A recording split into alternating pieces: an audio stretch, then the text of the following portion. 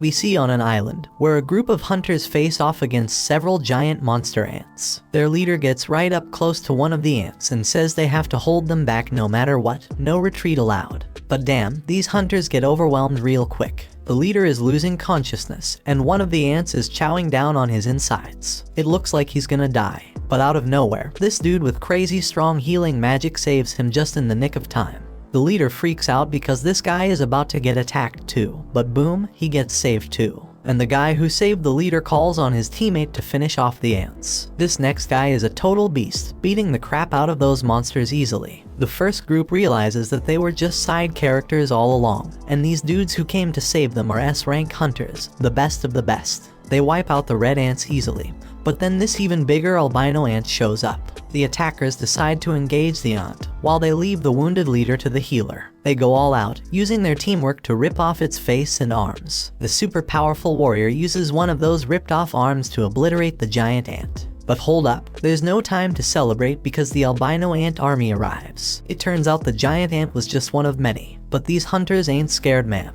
The mage guy powers up his lightning, and the brute dude goes into full-on Hulk mode, ripping his clothes apart with his massive muscles. You can see their crazy fight from the city, where this other guy named Choi is relieved they made it in time. Choi's got his hands full because the city's got a serious ant problem too. But he handles it like a boss and lights it up with some serious flames, leaving only the colorless ones. And he's got a team of exterminators to help him out. We then learn that over 10 years ago, portals that could connect to a different dimension suddenly appeared in the world. And guess what? All types of monsters come from the portal. Only folks with special powers, called hunters, can fight them off. The hunters are ranked based on their magical abilities, from S rank being the highest to E rank being the lowest. But here's the kicker, once their powers awaken, they can't get any stronger, no matter how hard they try. 3 years have gone by, and that construction site is now a dungeon raid spot. We see this dude grabbing some drink before he heads in, and one of his friends calls out to him. He's surprised to see him there since he heard that Park quit being a hunter. That was true, but then the economy smacked him in the face after his wife got pregnant a second time. So the dude needed to make a ton of cash real quick, and a dungeon raid seemed like the perfect way to do it. We see that our hero has arrived. His name is Jinwoo. He recently joined the group, but they've already nicknamed him the weakest hunter ever. He greets everyone as he walks in. So Park asks why everyone seems to know him, thinking maybe he's some super strong hunter, but it's the complete opposite.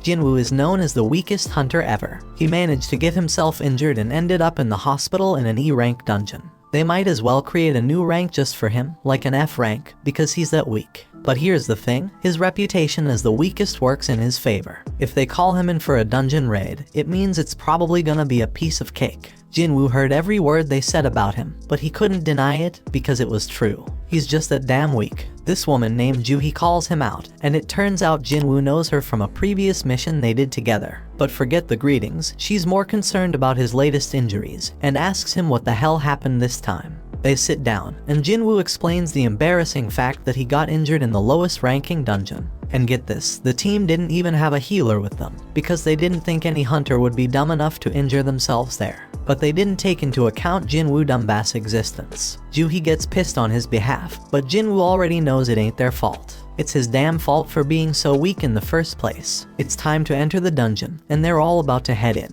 So this dude named Song Cheol suggests he be the party leader for this expedition. No one objects, so he leads the way. And before Jinwoo goes in, he gets a friendly reminder to stick close to the group, so he doesn't get hurt again. Jinwoo's only weapon is a crappy little knife with barely any magic power because that's all he can afford with his measly earnings. But he swears he'll give it his all anyway. In another place, there's this president of the Hunters Association named Juhi. He just finished a meeting with the government. They warned him about something called dungeon break that they needed to avoid. However, these same people demanded that they get the goods obtained from the dungeon. The members of the association make their living by selling the stuff they find in the dungeon, so Juhi doesn't have a problem with that request. The crystals they get from defeating magical creatures are called magic gems, and they sell them for money. Now let's go back to Jinwoo. Somehow, he managed to get his hands on a magic gem. Of course, he's thrilled about finally getting one, but he quickly has to defend himself against a goblin. When Jinwoo attacks the goblin, Jinwoo's blade shatters to pieces. The goblin stabs our hero, and instead of fighting back, Jinwoo just stands there screaming. Luckily, the big guy from earlier rushes past the useless girl and saves Jinwoo. While she heals him, Jinwoo can only watch as the rest of the team does all the work. We then find out that magic gems obtained from high-ranking magical creatures can be used to make more powerful weapons to defeat even stronger creatures. Mana crystals from the dungeon can also be used as weapons, but they're not nearly as effective as the magic gems. The government wants to use these items as a new kind of energy source. It's safer, more efficient, and causes less pollution compared to other types of power. It's like the perfect green energy, and the government is desperately researching how to generate electricity from these gems and crystals. Since these items can only come from the dungeon, hunters become incredibly valuable. Meanwhile, back in the dungeon, the team celebrates their victory after defeating the dungeon boss. Jinwoo must be the weakest person ever because he took a beating and Jinwoo is still healing him. She wonders why he even became a hunter if he's always getting injured, and thinks he's gonna meet his end one day.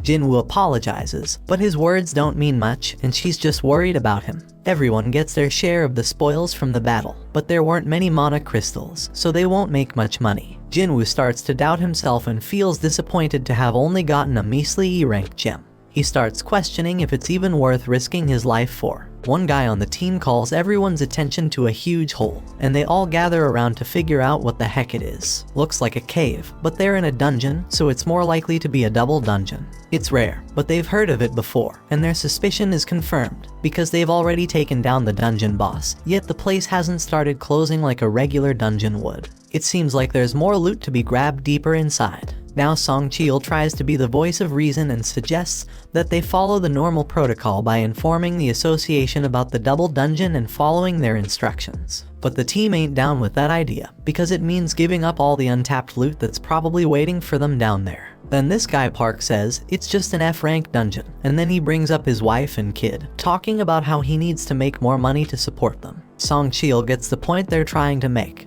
but he wants to hear everyone's opinions before making a decision. Each team member chimes in with a mix of approval for venturing deeper and the realization that this is a clear death trap. In reality, 6 voices are answering to go to the cave, while 6 voices want to turn back. That means someone needs to break that tie, and the only one left who hasn't voted is Jinwoo. The decision is left up to him, and he knows damn well that a D-rank dungeon is insanely dangerous for him. But with his father missing, he's the only one in his family who can earn any money. He's already burdened with a ton of financial responsibilities. His mom's in the hospital, and his sister needs to go to college, so he can't stay broke forever. So he decides to go into the dungeon. Elsewhere, in the lab, where people are getting tested for their magical powers. In the waiting room, the others are ready to recruit any promising new hunters. This ranked hunter Choi has told his people that regardless of age or gender, they're getting recruited. Meanwhile, some thieves snatch a purse and get ready to run over a girl who's in their way. This girl fearlessly snatches the purse back from those guys without even blinking. It's like it's just a regular day for her. This girl is Cha-hee, the famous S-rank hunter. She's a celebrity, but she can't handle all the attention. Her fans go crazy over her, and she makes a super dramatic exit.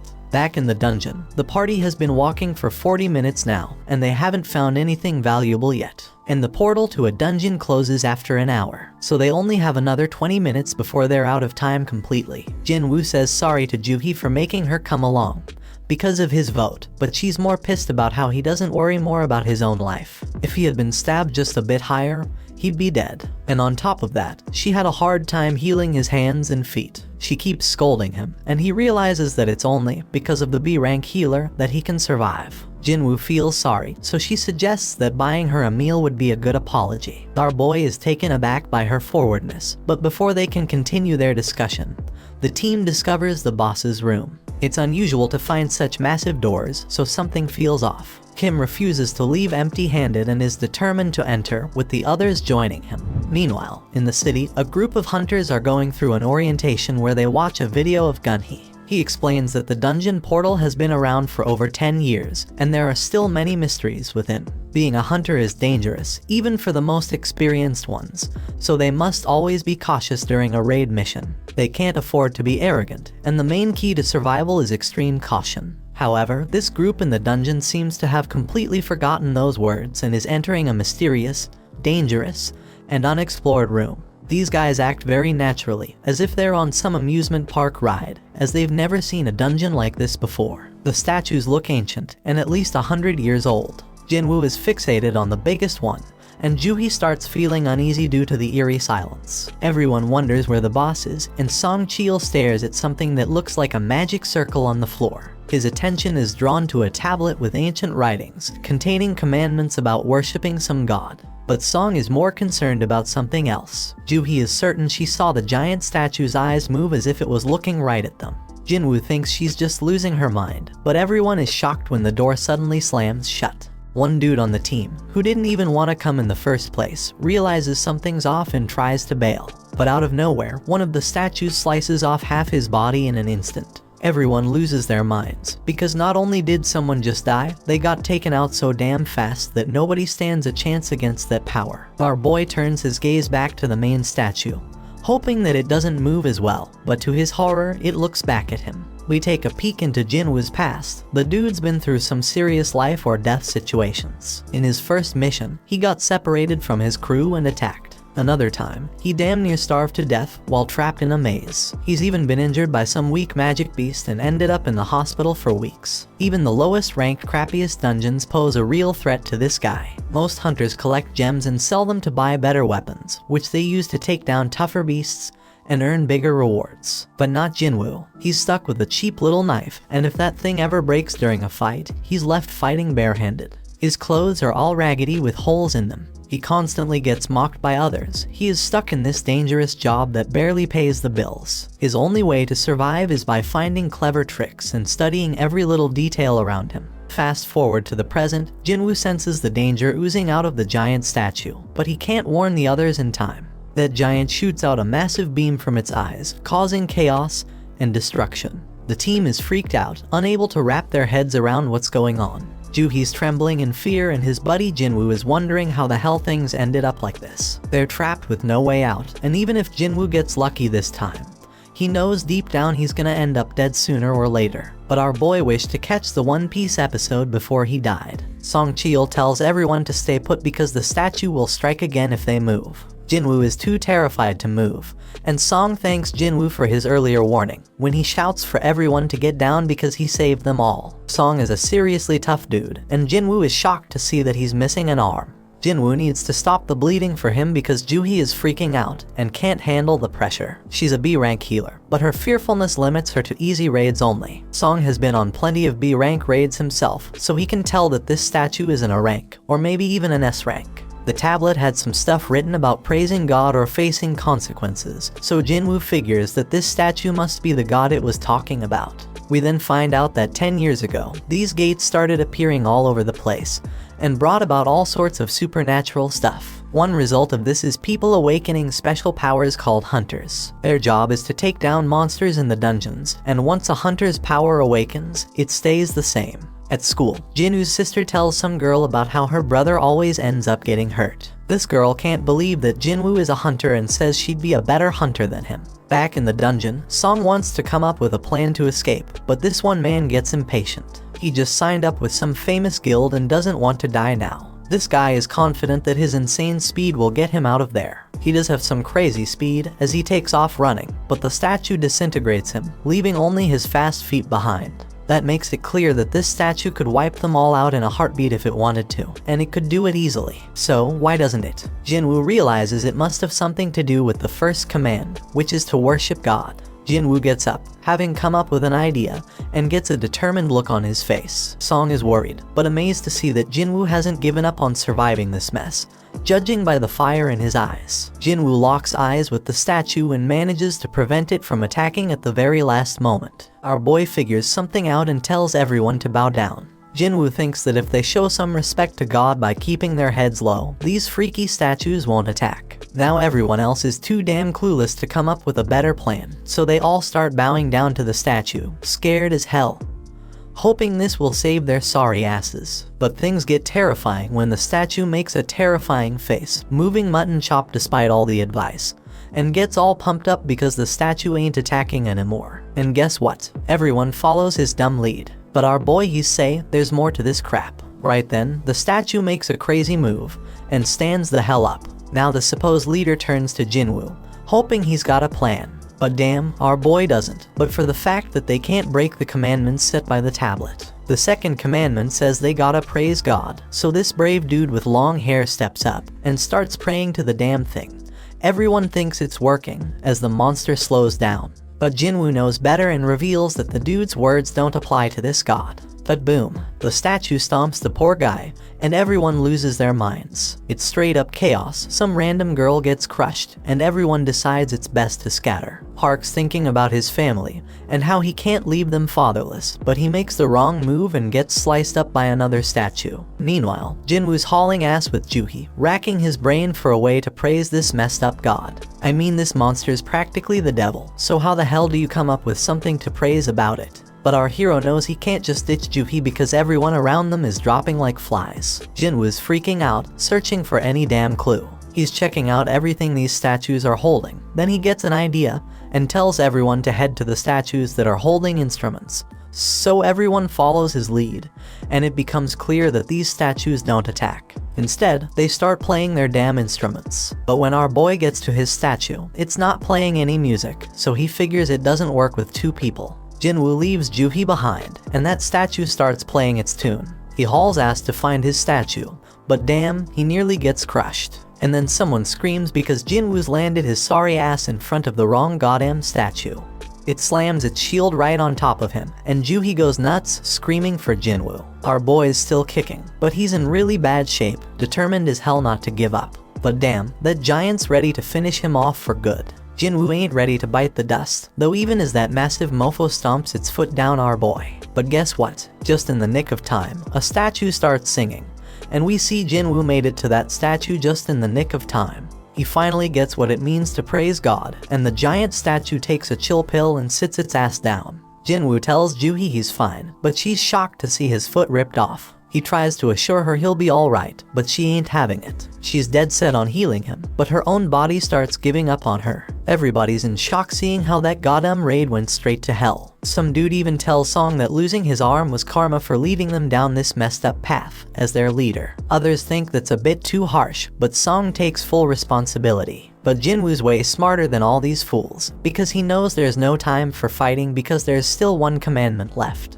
Right then and there, the giant raises an altar smack in the middle of the room. Jinwoo knows them well from the legends, where they're used for offering treasure and sacrifices to the gods. The third commandment was all about proving your faith in God. Kim figures the sacrifice gotta be someone's life, and he couldn't think of a better candidate than their leader. They've all seen their teammates die, and Song's the one to blame. So Song steps up to that altar, but Jinwoo points out it ain't all his fault, since they all voted to come down there. Then fire pops up as Song approaches the altar, and he asks Jinwoo if there's something else he gotta do. Our boy, being the smartest and bravest of them all, asks the others to help him get to the altar so he can check it out. Jinwoo ain't thinking nothing bad's gonna happen to them, so they get him there, and what do they find?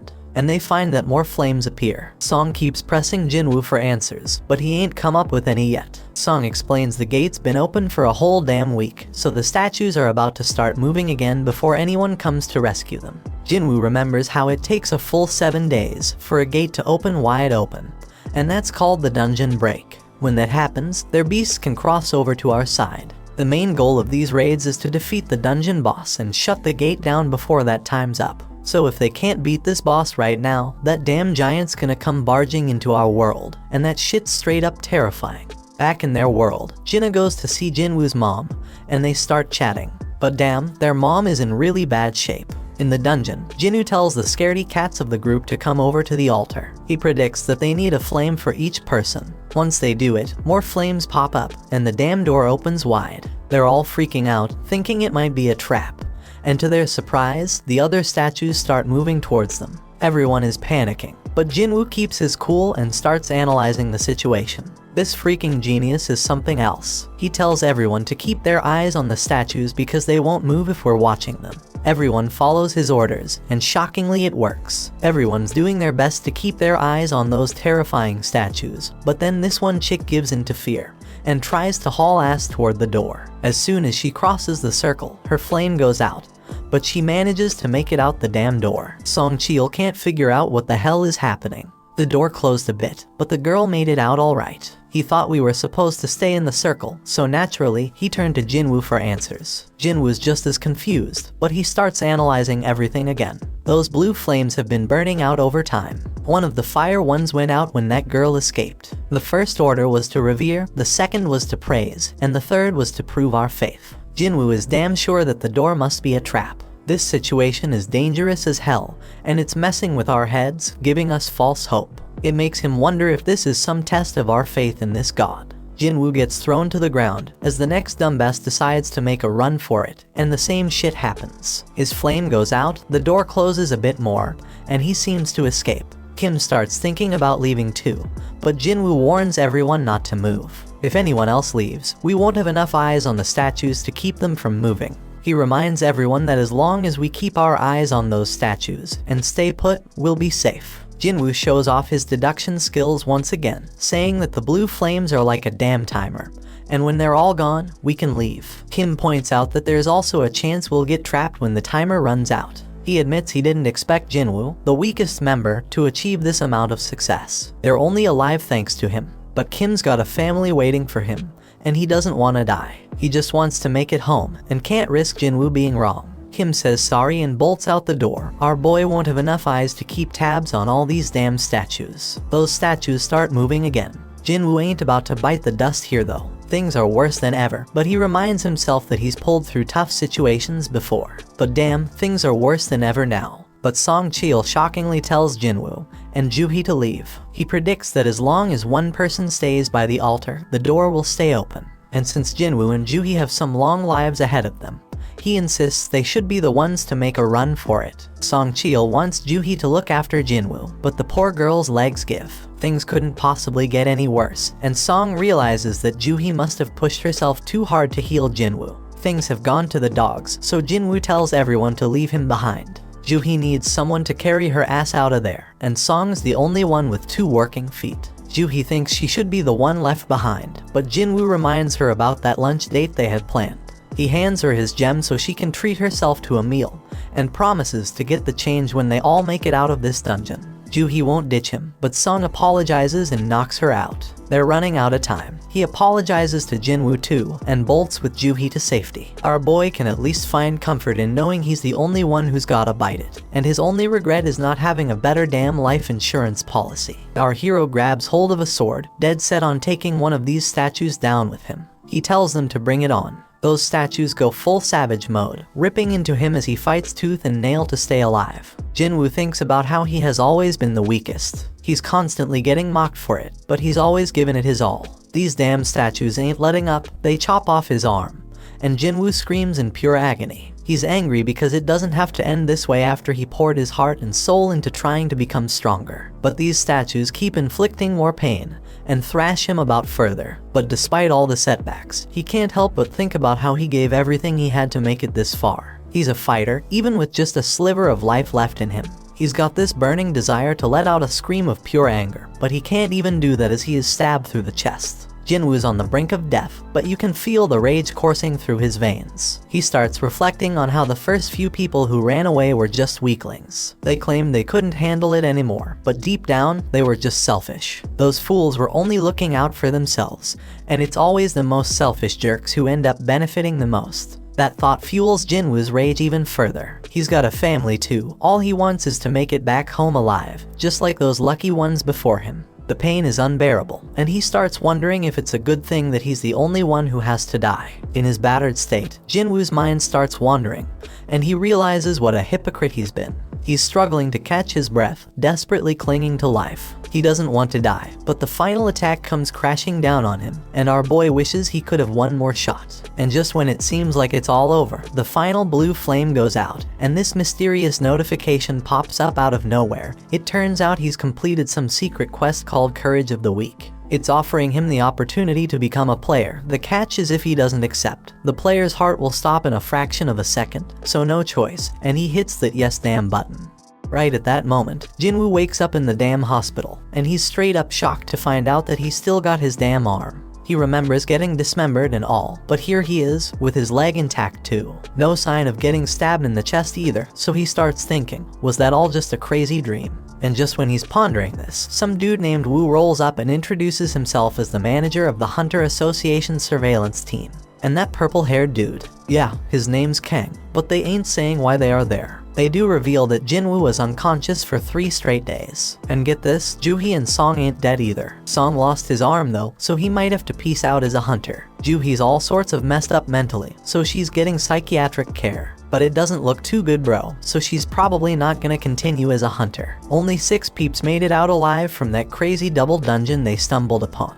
Being a hunter is always a risky business, but what went down that day was a real tragedy. And here's the real mind-boggler, when another guild showed up later after being alerted by the survivors, and they found just Jinwoo. No signs of the temple or their statues. The survivors all told the same wild-ass story, which is hella hard to believe. Everyone's stories match up perfectly, so nobody's suspecting them. It's a crazy situation. And now, Woo's got this theory. He looks at Jinwoo and asks if he has a second awakening. Woo explains that a hunter's power is determined when they awaken it, and it doesn't change after that. But on some crazy rare occasions, a hunter can go through a second awakening. This mind-blowing event can push them past their previous limits, even to the ORS rank. Jinwoo gets all pumped up, thinking about this, and Woo brings out this meter thing to test Jinwoo's power. Woo figures that if they really went up against an instant-level magic beast as the survivors said, a low-level hunter wouldn't stand a chance. And since there ain't a single monster trace left behind, the most likely explanation is Jinwoo's second awakening.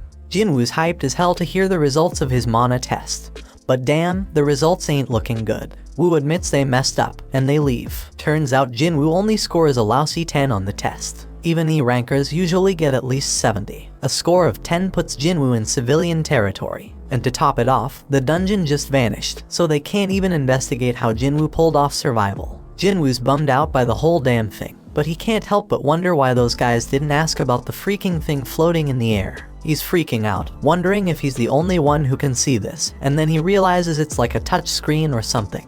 Jinwoo remembers getting a message about becoming a player, but his sister interrupts his thoughts. She's all worried about him, so he apologizes and asks if she can see the panel. She can't see it, so he asks if she knows how opening messages in games usually work. Jinna thinks he's gone nuts, but our boy reminds her she used to be a gamer. She gives him the obvious answer, saying he just needs to check his inbox. Right then, a notification pops up saying Jinwoo has a daily quest, which is all about strength training.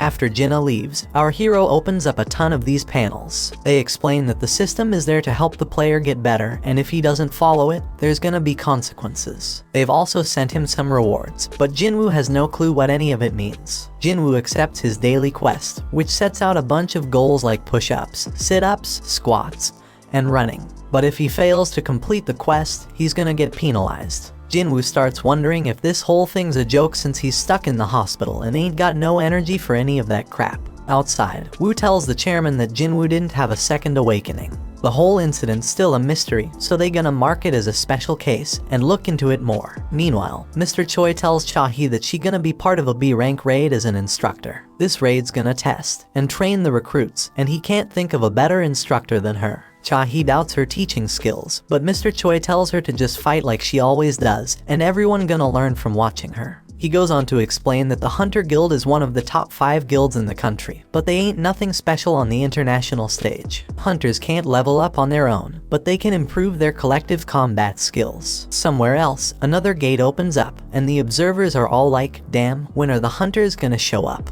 At the freaking hospital, Jinwoo falls asleep as the clock reaches midnight. Then a damn notification pops up, saying he didn't finish his quest, and suddenly the ground starts shaking like crazy. Jinwoo is frigging terrified when he finds himself in the middle of a damn desert, and to make things worse, there's this giant creepy caterpillar monster right in front of him. But suddenly another notification pops up, saying he's got a penalty quest, and he's gotta survive for 4 freaking hours. Back at the hospital, the nurses are all like, where the hell is Jinwoo? Because he's nowhere to be found. Little do they know our hero is stuck in some other dimension, running for his damn life. The giant caterpillar thing is closing in on him, and he's like, oh shit, because there's more than one of them. And if that ain't bad enough, Jinwoo still has 2 hours to get his ass back to the hospital. The nurses keep searching for him, they are all worried. Meanwhile, poor Jinwoo is running his ass off, knowing he's running out of time. The caterpillars are getting closer and closer, but just as the clock hits the deadline, Jinwoo finds himself back at the hospital. The notification confirms that he completed the penalty quest, but Jinwoo is so drained that he ends up puking and passing out. He gets another reward, but he's out cold and has no idea. Later on, Jinwoo tells his sister that he's healing up nicely and might be able to go home soon. So he gets dressed in his fancy tracksuit and heads outside. Over in another place, Juhi gets a request to join a raid, because some D-rank gate has shown up. The other guilds are busy, and Juhi can't bring herself to agree to go. On the other hand, Juhi gets some good news that Jinwoo has woken up from his coma. Juhi is all nervous and shit as she goes to visit him, but the nurses are like, he's running again, just like every day since he woke up. Outside, Jinwoo is thinking about how it's been 4 days since he woke up, and he's learned a few things. First off, those pop-up windows he's been seeing are for real, not some crazy hallucinations. And when he completes his daily quest, he gets 3 types of rewards. One is full recovery, which he uses now to shake off all that exhaustion from running. Then there are ability points, which he can use to boost his skills. Currently, our boy can totally feel the difference. He's got some serious power now. So this dude Jinwoo, he's got mad skills with inventory screens. Jinwoo takes a moment to think about how dang strange his life has just become and points out how it's like a freaking video game. But while he was messing with his screens, everyone around was just gawking at him. Anyway, this dude completes his daily quest and gets a random loot box as a reward. And guess what? Today's loot is a mysterious key. Usually, he just gets useless junk like pens and bandages, so this key is a total surprise. Then he gets a notification saying the key is for teleporting to some instant dungeon, with a location and all. Now Jinwoo doesn't know what the heck an instance dungeon is, but based on everything that's been going down, he figures it's some kind of event to help him get stronger. In this world, these things called gates open up all the time, and they even get a news report to keep track of them. Jinwoo goes to see his mom and remembers when he found her passed out. Turns out she's got this messed up sleep disease called final rest, and it showed up when the gates appeared. Some people say it's because of the constant exposure to mana. Modern medicine can't do much except keep them on life support. Jinwoo busted his ass to make enough money to become a hunter so he could pay for his mom's treatment. He told Jinna that he'd soon be able to afford their mom's treatment, but she was scared shitless about how dangerous being a hunter is. Jinwoo tries to reassure her that things will be okay from now on and tells her to trust him. But damn, it's clear that he's useless in a fight, and he ain't getting nothing from the rewards because of it. But things are different now. Jinwoo's putting in work to train his body, pumping all his ability points into strength. He even shows off an apple that he's crushing to show his progress. This dude's dead set on getting stronger and ain't taking no shit. So he heads to the location from the key notification, fully prepared for whatever's coming. And if shit gets too real like it did in that raid, he'll just haul ass and run away. When Jinwoo pulls out his key, bam, a freaking keyhole appears out of nowhere. Jinwoo uses the key to unlock it, and boom, a mysterious gate shows up. So he walks through it, and guess what? A notification pops up saying he's in an instance dungeon. The exit's sealed off, but regular folks don't even notice it. Turns out this place is like a whole other dimension, and these instance dungeons ain't like your regular dungeons. He thinks it's kinda like a red gate, but he ain't got much info on those since he's never been in one. Jinwoo realizes he can't just run like he planned, and then another notification pops up. It says the only way out of this joint is by beating the boss or using a teleportation stone. Jinwoo's couldn't even take down an E-rank beast before, and now I gotta clear a whole instance dungeon all by myself. He wonders if he's really up for it, but he figures he ain't got no choice, so he starts making his way through.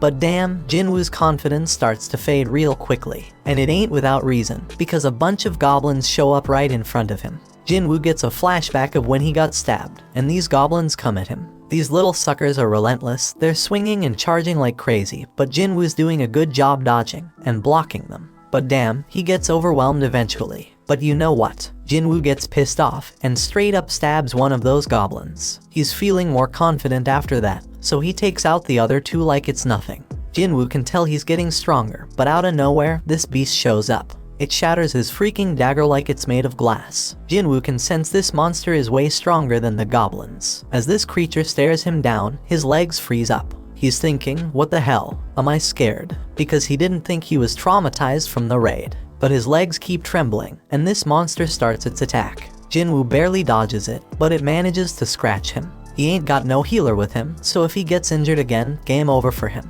This monster lets out a howl and charges straight at Jinwoo.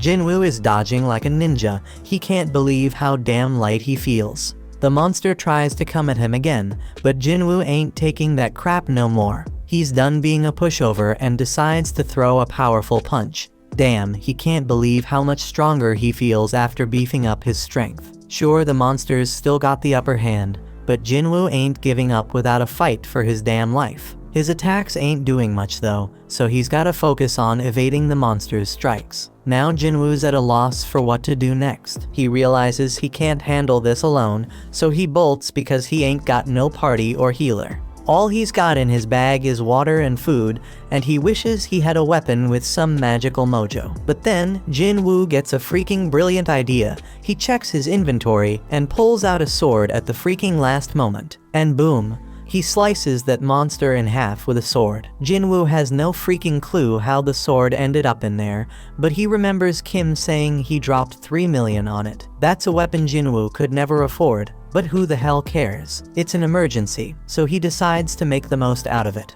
The pain from the fight is starting to fade, but then 2 more of these damn monsters show up. Jinwoo ain't scared anymore though, because he got his weapon. But damn, the sword gets stuck. He's panicking, desperately trying to yank it out while the monsters close in. Just in the nick of time, he manages to free it. Jinwoo kicks one of the wolves away, but damn, the other one's got some steel fangs. He kicks that sucker and tells it to find something else to chew on because he just got his sword. He takes down that monster, and now there's only one left. But Jinwoo's like, these things ain't nothing compared to the giant statue. Now all Jinwoo's gotta do is act tough, and the remaining wolf runs off like a scaredy cat.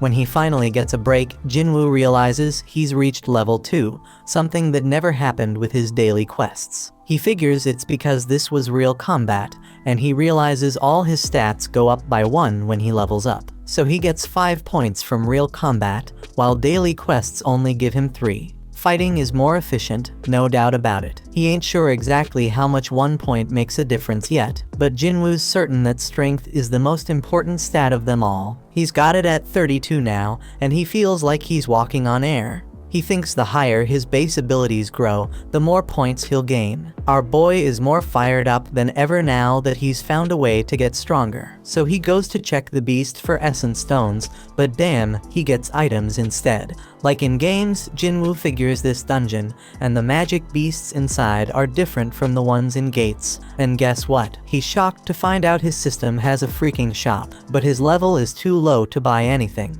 At least he can sell stuff though. The dude manages to get 20 gold from a tooth. Jinwoo ain't sure how much that's worth, but he remembers he's in an E-rank dungeon, so it probably ain't much. Now Jinwoo's thinking about what he's gotta do next. He can't bounce until he beats the boss, and he ain't got a clue where to find a teleportation stone. To make things worse, if he stays too long, he'll run out of food. He knows damn well he can't take down a boss right now, even if it's just E-rank, so he's wondering if he should level up first. Right then, Jinwoo's mind gets blown when a whole pack of wolves shows up. Jinwoo tells himself not to be scared because he already knows what dying feels like. This time, he charges straight at them wolves and starts slicing them up like a meat. Jinwoo promises he ain't going down easy, but he knows them wolves ain't gonna give up either. This dude's getting a little crazy because he wants the fight to last and be intense. He just wants to get stronger, so he's gonna follow all them ridiculous rules from the system. Jinwoo chops through all the monsters and notifications pop up everywhere like crazy. When he's done, he gets a final notification saying he's now the wolf assassin. Outside, some folks walk by a portal, and they wish the damn city would do something about it already. Inside the dungeon, Jinwoo's dead tired, and he realizes his sword's about to give out. Just then, he gets a notification explaining the perks of being a wolf assassin. Jinwoo gets a 40% boost to all his abilities when fighting animal-type monsters. And guess what? When he checks his inventory, he finds a whole bunch of fangs and a cloak. But here's the real kicker. He also finds a teleportation stone. Jinwoo thinks about using it to bail, but he hesitates because he might never get this easy of a chance to get stronger again. He's got no clue what's gonna happen to this dungeon when he leaves. It might just vanish into thin air. It could be like some limited time event in a game and vanishing without a trace. Faced with this tough decision, Jinwoo decides to keep moving forward. Meanwhile, Juhee gets a call from the Hunter Association saying there's been a dungeon break at a gate nearby. They're running low on healers, so they need her help. Juhee feels guilty because she turned them down before, but now she's like, damn, Jinwoo worked his ass off, I gotta step up. While Jinwoo's still fighting in the dungeon, he realizes the higher his level gets, the easier it is to kick monster ass. Plus, the text describing them starts changing colors. White means they're weak as hell, orange means they're on par with him, and red means they're seriously strong. Those wolves that were red before, now they're white. That means Jinwoo has seriously leveled up like he's become a beast. Jinwoo knows there's this one monster lurking downstairs that he can't mess with at his current level. His perception skills are on point now, and he can feel something straight up terrifying down there. This monster is so damn powerful, it's giving him mad goosebumps. Jinwoo's sword is almost done, and he ain't see any more room for leveling up in this area. But his whole goal is to get stronger, so Jinwoo decides to just go down the damn stairs. When he reaches the bottom, bam, something attacks him with lightning speed, and he barely has time to react. Jinwoo's sword snaps in half, and this massive serpent pops up in front of him. Damn, Jinwoo's mind is blown, because even with all his leveling up, this beast's name is still orange to him, which means it's insanely tough. It's crystal clear that this snake is the boss, and there's no way his sword can pierce its thick scales. He knows for sure that fighting without a weapon would be a death sentence, so when the snake strikes, Jinwoo goes all out with his sword. This colossal snake knows how to pack a punch, so Jinwoo needs to figure out a way to get around its defenses. But damn, this thing's armor is hella tough, so all Jinwoo can do is run for his life. The snake whips its tail like a straight-up badass, and Jinwoo knows he's screwed if he gets hit. He does his best to block it, but he takes some serious damage. This creature doesn't quit. Jinwoo gets tossed around like a rag doll, and he even has a train launched at him. Our boy thought he had gotten stronger, but it wasn't enough. The train barely misses crushing him, and Jinwoo starts questioning himself. How much stronger does he gotta get before he stops being the laughingstock? He remembers when people called him the weakest hunter ever, and it hits him hard. Song was the one who spilled the beans, and he pumped up Jinwoo to prove them all wrong. As this snake straight up overwhelms him with its crazy power, tossing him into a whole new area, Jinwoo has an epiphany. He got stuck with that nickname because he was weak, the same reason he got mocked. Jinwoo takes a second look and realizes that those with mad strength always have the upper hand in any situation. But the powerless ones ain't got nothing to do around the strong except shake in fear and stand around like losers. The weaklings always get looked down upon. You might be smart, creative, and caring, but when you face some serious strength, none of that's gonna save your sorry ass. Jinwoo figures out that being kind won't get him anywhere, so he's gotta toughen up. With this newfound determination, Jinwoo straight up jumps on that snake. The ferocious monster throws him off,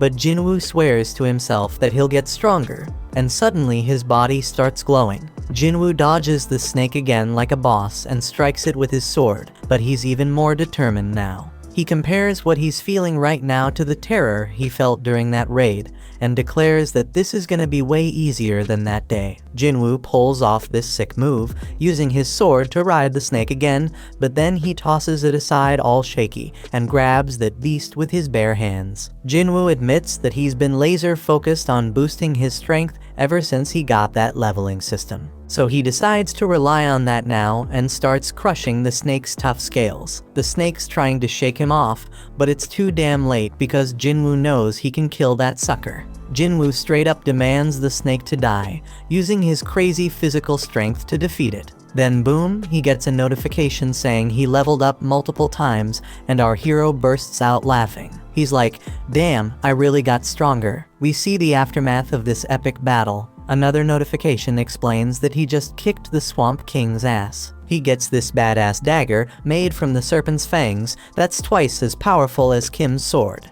It even has paralysis and drain effects, oh, and he also gets this toxic potion that'll make his skin tough as nails, but mess up his muscles permanently. Now the dungeon turns into a train station, and Jinwoo realizes he beat the whole damn thing by himself. He's walking around with his broken sword, but there's nobody in sight. Some soldier tells Jinwoo to find shelter, but he quickly figures out that Jinwoo is a hunter. The soldier's like, my bad, let's go kick some ass together. There are monsters all over the place, so Jinwoo figures it must have been a dungeon break, and some magic beast came out of a portal. The soldier says they handled most of the situation, but there's still one huge badass monster left. Jinwoo's perception ability has gone through the roof, and he can sense where the boss is. We see this massive golem wrecking shit, and the people are scared as hell it's gonna get worse. The hunters are struggling to fight it, and the leader tells the healers to focus on keeping their tank alive. The healers are all like, "We're doing our damn job," and the tank wonders what the damage dealers are even doing. The damage dealers are giving it their all, but the golem's defense is insane. And to make matters worse, they don't have enough hunters who can use magic. Jinwoo expertly analyzes the situation and realizes that this group of hunters was put together in a hurry. No wonder they ain't working together. He uses his perception again and sees their ranks. 2 A ranks and 2 D ranks. One of those D ranks is a tank, which explains why they can't take down the golem. This battle's been going on for a hot minute, and then he checks out the healers and is shocked to see that Juhee is one of them. Juhee gets told by one of the hunters to pitch in and help. She reminds her that she's supposed to be a B rank healer, but then she snaps out of her fear and casts a spell. And the hunter's like, "Stay focused, girl." But poor Juhee can't shake off those creepy memories of the giant statue, so she loses her concentration again. Jinwoo notices she's still freaked out,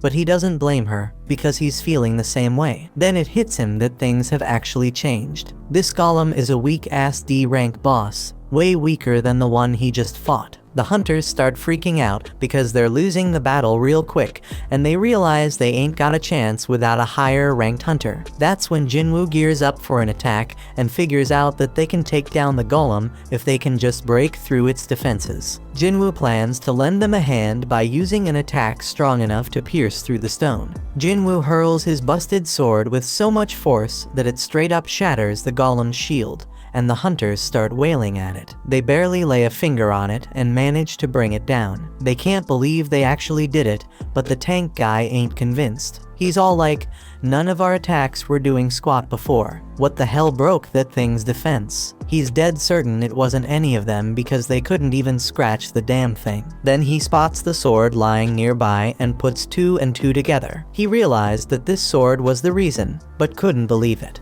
I mean, this was a boss-level golem that even 10 hunters couldn't touch, and now it's taken down by some old beat-up sword. He asks if anyone saw who threw the sword. The soldier explains that it was the fisherman they brought with him. But here's the kicker: the hunter's gone missing, and the tank stares in utter disbelief. This person had some next-level power, and he couldn't help but wonder how high-ranked this mysterious hunter was. Jinwoo dipped out of the area to keep his power on the down low, and he's like, "I didn't think one attack would do that much damage." Our hero might not even realize the extent of his power, because he figures the monster must have been seriously messed up before he struck. The battle's done, and Juhee's wondering if it was Jinwoo who came through in the clutch.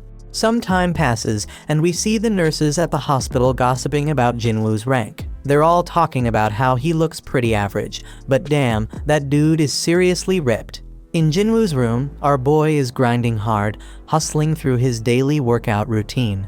These thirsty nurses won't shut up about him. They can't even believe how fast he's transformed. One poor nurse straight up falls for Jinwoo when she catches him post-workout, and she can't stop staring at his ripped body. Today's the day Jinwoo bounces out of the hospital, so this desperate nurse asks for his digit. But Jinwoo ain't all there yet, still stuck on the fact that he thinks she just wants to send him test results after he's released. On the news, we catch up with Beak, that S-rank hunter who took down the giant ants. He's one of only 7 S-rank hunters in the country and gives us a glimpse into the life of a top hunter. He breaks it down, saying he's gotta train like a beast every day when he ain't raiding dungeons. Even the smallest mistake could lead to his buddies getting hurt, so he gotta stay sharp, no doubt. Gina notices that Jinwoo is now seriously ripped and has even grown taller.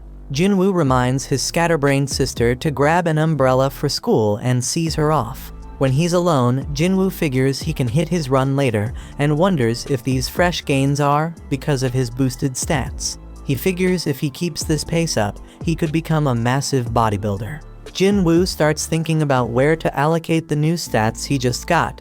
Dude's sitting at level 18 now. He's now level 18.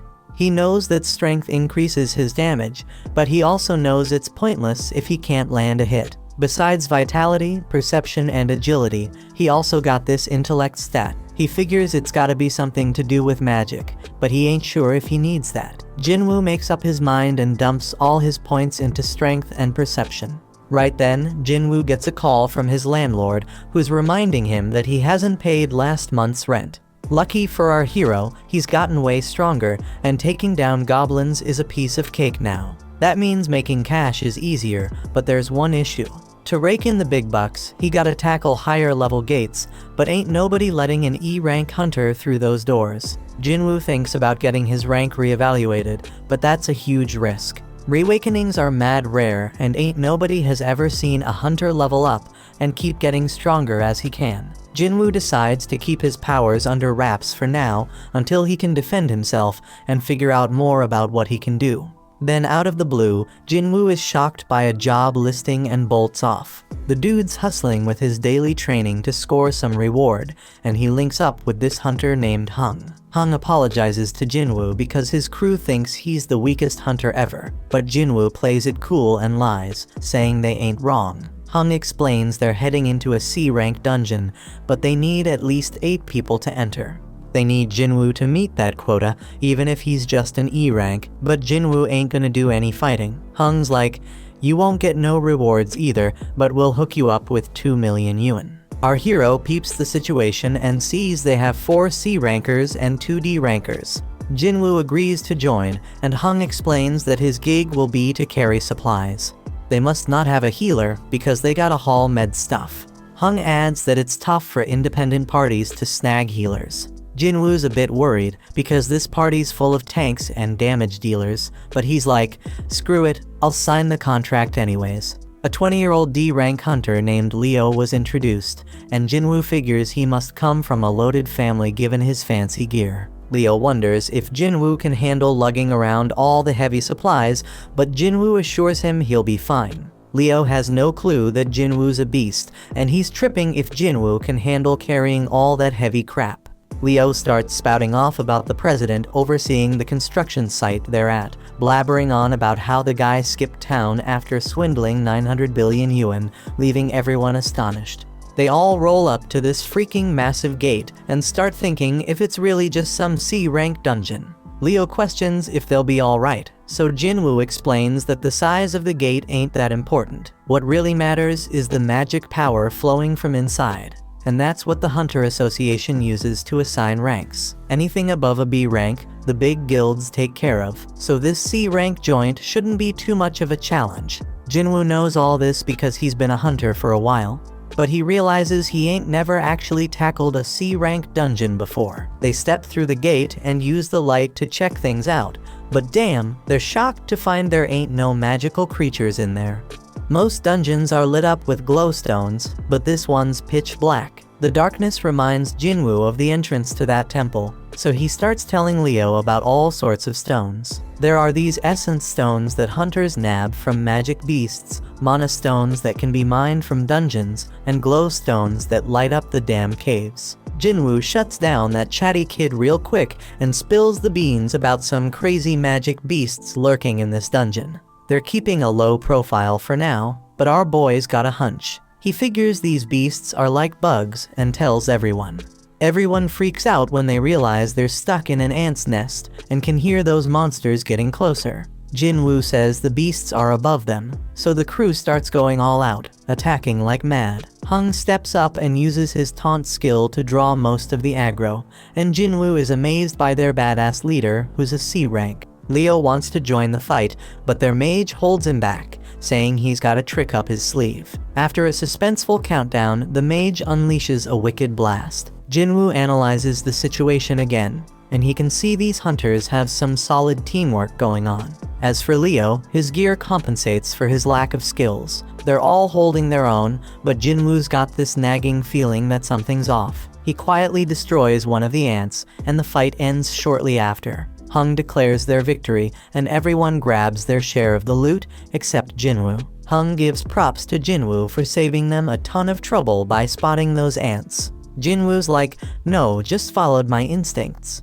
But then Hung noticed that some of the ants were messed up, and it wasn't from swords or magic. He thinks maybe some other magic beast got to them, but that would mean there's something even stronger lurking around here. Several ants were torn to shreds, so Hung wondered what could be big enough to take them down. Leo spills the beans about how his pops hooked him up with a bunch of sick gear for his first raid, and Jinwoo's stoked to hear that. He ain't sure why yet, but he tells Leo they gotta be extra careful. Over in another spot, a dude working out gets startled by a loud noise of destruction. But don't trip, someone tells him to chill because it's just their guild master training, and turns out it's Beak. This dude is a beast, and the kid's jaw drops when he sees Beak smash through a massive stone with just one hit. Beak doesn't even flinch, and says it wasn't even a good warm-up. Back in the dungeon, Leo's still worried about Jinwoo carrying everything.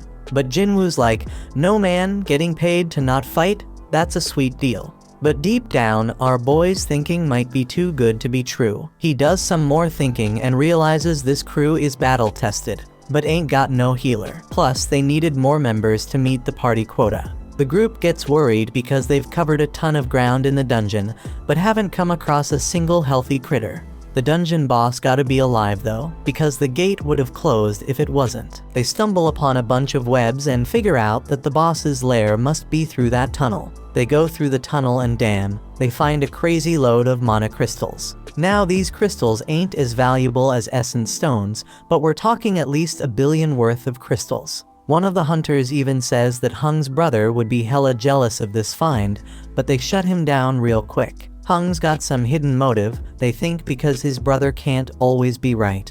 Hung ain't about to play second fiddle to his bro, so he's gonna use this massive haul as his own personal strike team training ground. Now Leo is the legal whiz, so he takes a look at Jinwoo's contract and spots something fishy. He tells Hung that the contract only says Jinwoo ain't getting a cut of the battle drops, but mana crystals ain't battle drops. That means they gotta split their findings 8 ways instead of 7. Hung all smiles and agrees, but he reminds them that the dungeon boss is nearby. They gotta defeat that boss to close the gate, so they gotta haul those mana crystals out before they take on the spider boss. Lucky for them though, the spider's snoozing.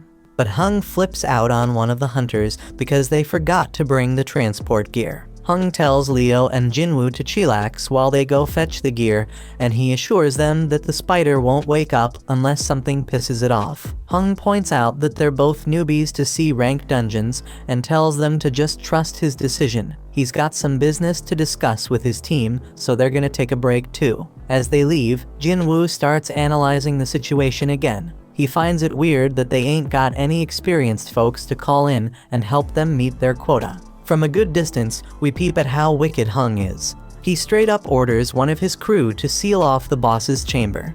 The dude follows through, and Leo realizes they got backstabbed. This is exactly what Jinwoo was worried about. He remembers how Song warned him that there are some real crooks in their line of work. Raiding dungeons is no joke. Accidents happen all the time. And in that chaos, crimes can go unnoticed. Ain't no security cameras in these dungeons, so as long as there ain't no survivors, there won't be no evidence. Leo is pissed that these dudes are really willing to throw them under the bus for some mana crystals. He's starting to regret even bringing up the damn contract. But Jinwoo ain't falling for it. They were ready to off them at any moment if they stepped out of line. Now their main concern is the boss that just woke up, and Leo tells Jinwoo to fall back. Jinwoo spots an exit, but he quickly realizes that Hung already knows about it. The spider's wide awake now, and Jinwoo realizes this C-rank beast is on a whole another level. But hold up, our boy ain't about to back down. He takes charge, telling Leo to stay out of the way because he's gonna throw down with this thing. Jinwoo summons his weapon and declares he's gonna beat its ass. When Hung's crew bails out of that dungeon, the mage is all like, why didn't they just take out those 2 newbies themselves? But Hung explains they couldn't risk waking up the spider, because they needed snoozing to grab those sweet mana crystals. He ain't worried though, because some dude with 0 experience, and the weakest hunter ever ain't got no chance against that spider. The plan is to wait for the spider to chow down on them and pass out again. They can't go in guns blazing, because it would wake the spider up, but Hung knows about this little path above the cave. Worst case scenario, the spider doesn't pass out after munching on the newbies. If their crew can't nab them mana crystals, their group will at least swipe Leo's gear, which is worth a fortune. Hung and the mage both agree they can't take on the spider themselves, and Hung makes it clear the spider shouldn't be slept on. That boss is straight up deadly, and it's just a matter of time before those newbies get smoked. Inside the dungeon, Leo tries to talk Jinwoo out of fighting the boss, because only a B-rank hunter could take down a C-rank dungeon boss solo. Even an elite level C rank wouldn't stand a chance, so Leo thinks they should bounce and find a way out. Jinwoo recognizes that Leo's right. Even though he's had a second awakening and leveled up, he still sees himself as weak. The Golem and Venom bosses were both D ranks, so this spider is on a whole another level. Jinwoo can't explain it, but he ain't feeling any pressure right now. He realizes he must have gotten strong enough to not fear C-rank bosses anymore. He's at level 18 and straight up claims he's got a shot at taking it down. Once he starts attacking that spider, he's like, well, the real hunt begins now. Over in another spot, this big shot named Gotu, the president of the Hunters Association, is exhausted from being stuck in a bunch of boring meetings. His driver offers to spar with him to cheer him up, and Gotu can't say no when a young buck looks up to him. Back in that dungeon, Jinwoo realizes the spider's skin is hella tough. Its attacks pack a crazy punch, and if Jinwoo gets tagged even once, he's a goner for sure. Leo closely watches Jinwoo's movements and instantly figures out that this ain't how no E-rank hunter moves. He's wondering who the hell Jinwoo really is, and starts questioning if he's some fake-ass ranker. Only a handful of hunters can control their magic power enough to purposely get a lower rank. Them folks are called false rankers, and usually they're psychos who get a kick out of killing. Leo's starting to regret going into that dungeon, and Jinwoo realizes he can't even put a dent in that spider's tough hide. Jinwoo's fatigue is skyrocketing, and the dude needs to wrap this fight up real quick. His dagger's got some sick paralysis and drain powers, so he figures that's gonna be his ticket to victory. Jinwoo's gotta target the spider's weak spot with those moves, but damn, he's hella surprised when the spider busts out an acid attack. Jinwoo's gotta close the gap, so he decides to use a cool new skill called Dash. He uses it to smack that spider right in the face, but his dagger's debuffs don't stick. Jinwoo ain't one to throw in the towel though. He decides to keep wailing on that spider as much as he can. Dude's pushing himself harder and harder, but his fatigue catches up to him, and that spider lands a nasty hit. Jinwoo's about to get squashed, but guess what? He remembers he's got a reward left from his daily quest, so he cashes it in and fully recovers. Leo's freaking out, thinking Jinwoo's a goner, but our hero ain't done yet.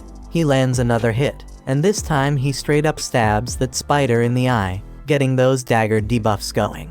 Jinwoo ain't wasting this chance, so he stabs that spider over and over, keeping those debuffs going strong.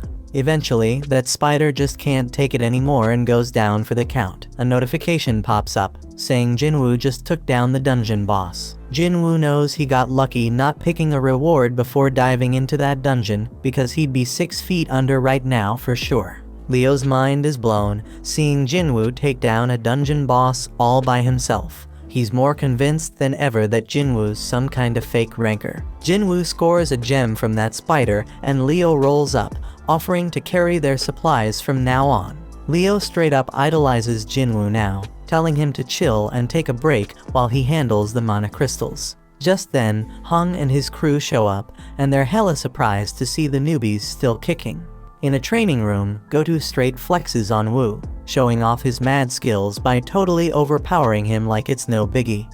Gotu gives props to Woo, saying he feels way better now. Woo's mind is blown that the prez ain't even rusty. Gotu explains he ain't as strong as before, but he can tell Woo's been grinding hard. Woo acknowledges that training can't level up a hunter, but it can level up their skills. Gotu points out that a hunter's gotta be physically and mentally strong, especially in dungeons where you have the worst kind of people lurking. Back in the dungeon, Hung's crew concludes that the newbies only survived because this spider must have been dumb as a rock. They straight up clown the spider for losing to low-level hunters. Hung spills the beans to Leo that he knows Leo's from a rich family, but Leo's like, who cares? That's when Hung drops the bomb and tells Leo he's only getting one chance. He tells Leo to straight up off Jinwoo. Hung's like, usually we kill the people we recruit for our party so we can keep all the loot ourselves. But hey, if Leo agrees to join us, we won't off him. If Leo says no, we'll just kill them both. Hung thinks Leo might be a threat because he has some crazy gear that gives him superpowers to take down the spider. He'd rather not test that theory, so he wants to talk Leo into taking on weak-ass Jinwoo. Hung's stoked when Leo starts heading toward Jinwoo, but then he's all shocked when Leo ends up taking Jinwoo's side. This evil group decides to straight up end their lives, and Hung's wondering if the newbies ever had to off any peeps before. Right then and there, Jinwoo gets an urgent mission, and it's straight up wild because he gotta take out 6 enemies in front of him.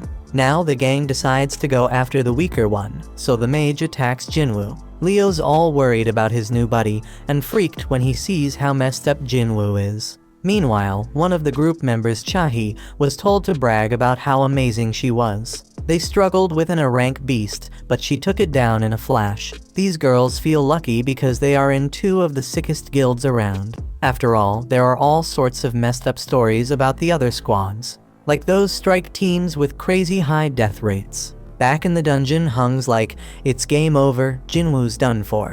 Jinwoo starts beating himself up for forgetting, and reminds himself that this world is all about survival of the fittest. It's a world full of shady tricks and backstabbing. He's straight up fuming because he forgot this truth and realizes he got numb to it. Jinwoo's chilled out now, and he's thinking about how he straight up messed up because he was careless and too damn cocky. This level system is pushing him to kill, so he's wondering if it needs him alive for some reason. He figures this system ain't just being nice, it wants him alive. But that's not all, it also wants him to be strong. So Jinwoo's like, if this system wants to use me, then I may use it right back. He tells the crew that they remind him that the weak ones are the ones who bite the dust in the dungeon. They are stoked to hear the weakest hunter knows how it goes, but Jinwoo points out that they better be ready for when this rule doesn't work in their favor. One of them ain't cool with Jinwoo calling them prey, but Jinwoo wastes no time showing them what he means. Everybody's straight up shocked when this dude's head gets sliced off, and Jinwoo's like, that's one down, as the kill count pops up on the updates. Jinwoo just realized he straight up murked someone, but he knows damn well he would have been 6 feet under if he hadn't. Ain't no turning back now because only the strong survive. The crew snaps out of their shock, seeing an E rank take out one of their D ranks, and they come at Jinwoo with all they have. But it's all futile because Jinwoo starts shanking them one by one. His debuffs kick in, and he takes out 2 more suckers. The archer is the next to bite the dust under Jinwoo's wrath, followed by the mage. Now there's only one left, and Leo's mind is blown, because Jinwoo's way stronger than when he faced the dungeon boss. Hung buffs up his body and thinks about how he is certain that Jinwoo is tired after dealing with the boss and 5 other hunters. Plus Hung's made his body as tough as steel, so he figures Jinwoo's dagger won't even scratch him. But Hung starts his attack, and our hero catches him off guard with his lightning speed. Jinwoo knows Hung's a beast, but he drops a bombshell on him. He crushes him and reveals he's been leveling up this whole damn time. Hung realizes Jinwoo ain't an E rank and tries to bribe him with double the cash. But Jinwoo ain't having none of it, because this dude tried to off him 3 times. Jinwoo mocks him, saying he won't get away with it, and Hung tries to threaten Jinwoo one last time. But Jinwoo reminds him that Hung himself said whatever goes down in a dungeon stays in a dungeon. Hung tries to play tough one last time, but Jinwoo straight up ends his sorry ass. Jinwoo's mission is accomplished, but the whole dungeon starts to crumble because they took down the boss. When they make it out, they're the only ones left standing after the spider showdown. The official ain't buying it because they're the lowest level peeps, but she gets distracted by some used gear.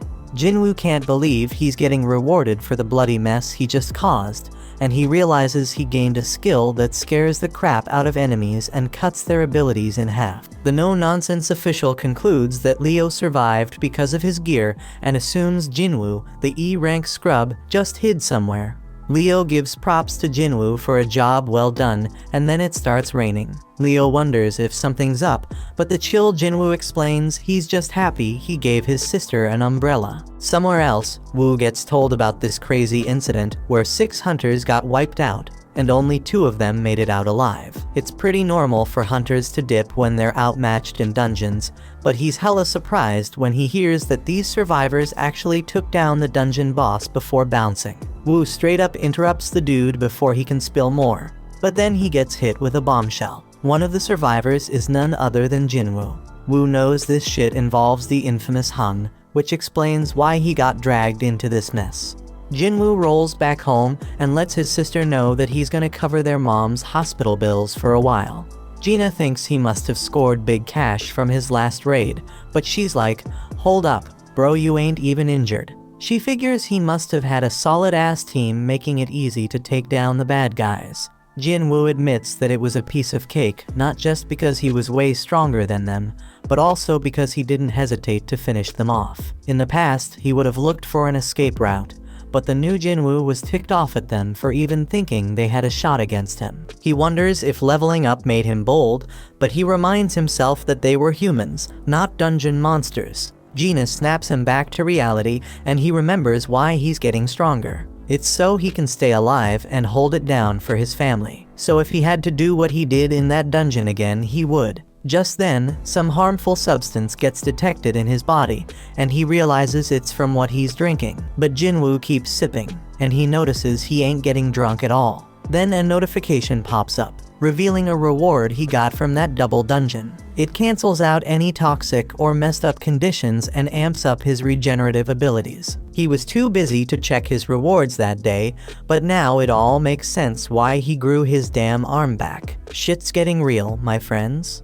Later on, Jinwoo links up with Leo, who's all grateful for Jinwoo saving his ass. But Jinwoo's like, no kid, you don't owe me shit. Leo hasn't spilled the beans about what really went down in that dungeon, so Jinwoo ain't expecting any payback. But then Leo drops a bomb. He's putting together a strike team, but Jinwoo shuts him down before he can even ask him to join. Leo's begging Jinwoo to give him a chance, saying he just needs him for 19 raids. He spills that he wants to become a guild master, and to do that, he needs at least 20 raids under his belt. Leo's old man wants to start a guild for his construction company, and Leo's down to help however he can. Dungeons are mad dangerous, but the loot they hold makes it all worth the risk. It ain't just about mana crystals and essence stones, everything in a dungeon's got value. Jinwoo gets it. Having hunters raid dungeons for a company is a solid business move. Leo's dad wants an S-rank hunter as the guild master, but Jinwoo's hella surprised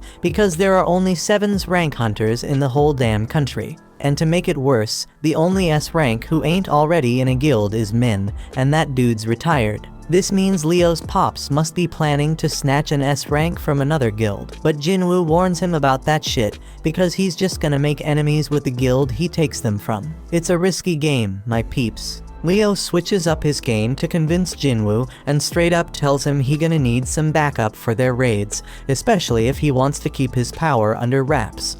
And that's a genius move because it'll be way more convincing to his old man if he succeeds rolling with a low-rank hunter like Jinwoo who's playing pretend. Leo shows Jinwoo the building they're planning to use as the guild headquarters and says it's worth a crazy amount of money, like 30 billion yuan. That's some serious dough, man. Leo wants to give it all to Jinwoo in exchange for his help in completing 19 raids. Jinwoo would have been all over that offer in the past, but things have changed since he became the only dude who can level up. He's dead certain he can reach S rank, or maybe even higher the way things are going. But there's still too much unknown about his powers, and it would be too risky to team up with someone. So Jinwoo shuts it down and declines the offer. Leo ain't ready to give up just yet though. He promises to take Jinwoo's secret to the grave, but one look from Jinwoo sends chills down his spine, and he bounces. Meanwhile, Hung's younger brother Wang is super pissed about his brother's death and demands to know about the 2 survivors. His assistant Laura is straight up shocked when he asks what happens if he kills someone in another country, but she spills the beans anyway.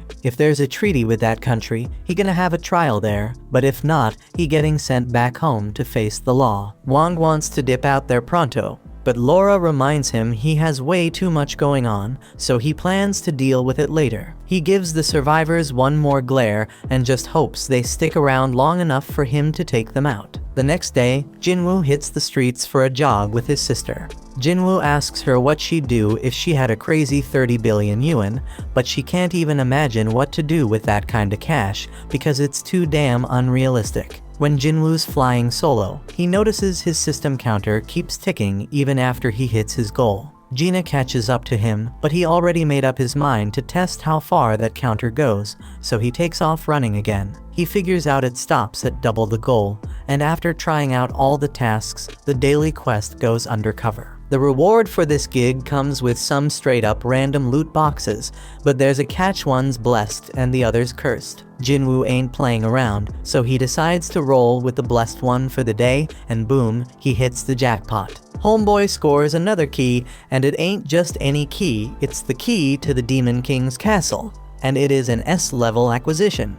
But hold up, because that ain't even the craziest part. This key comes with a bonus ingredients for something called the Elixir of Life. And let me tell you, that's exactly what Jinwoo needed, because this elixir can cure any damn illness. Jinwoo pays a visit to his sick mother, and he knows he ain't got no other choice. He heads to the location, uses the key to open the gate, and he knows damn well this dungeon gonna be tough as nails, on the same level as Jeju Island. Jinwoo starts wondering if he has what it takes to handle this danger, but when a massive gate appears in front of him, he ain't backing down. Inside, flames are engulfing everything, and Jinwoo ain't gonna front, he's scared as hell. But hey, he got his teleportation stone as a backup plan in case things go south. Just then, a freaking giant monster pops up right in front of him. But Jinwoo already made up his mind he gotta get stronger, and he swears he ain't dying in this dungeon. This monster has a red name, meaning it's way stronger than him,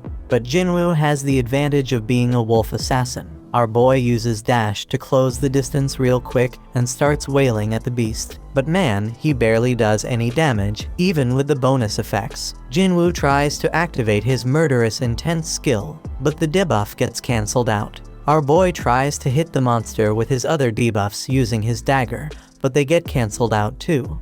This monster is straight up brutal as it tears into Jinwoo, and he's screaming in pain. Damn, homeboy did lose his arm, and his health is dropping like crazy as the beast straight up crushes him. He already lost a third of his life, but it gets even worse, because this beast unleashes its 3-minute rage skill, boosting all its abilities by a freaking 100%. The monster's attacks are coming at Jinwoo too quick for him to dodge, so he ain't got no choice but to use his full recovery reward to grow his arm back. But just when he thinks he's making progress and hurting the beast, turns out he's dead wrong, and he just keeps taking a severe beatdown. Jinwoo's HP keeps dropping as he gets straight up stomped on, but he manages to buy himself a bit of time by kicking dirt at the beast. And damn, his system keeps warning him like crazy, making it crystal clear that it doesn't want him to kick the bucket. The more this keeps happening, the more Jinwoo realizes this ain't your average reawakening. Jinwoo knows he is way over his head now,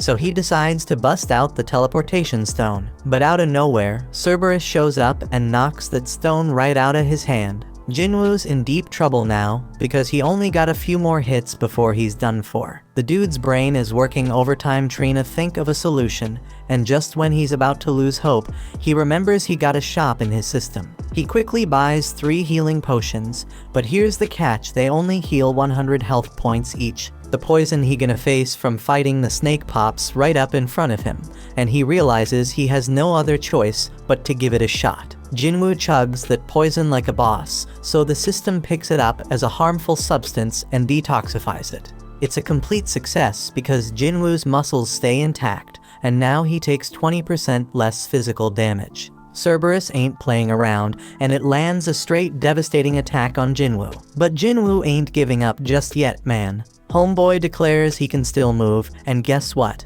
The 3-minute timer on the monster's rage skill is up.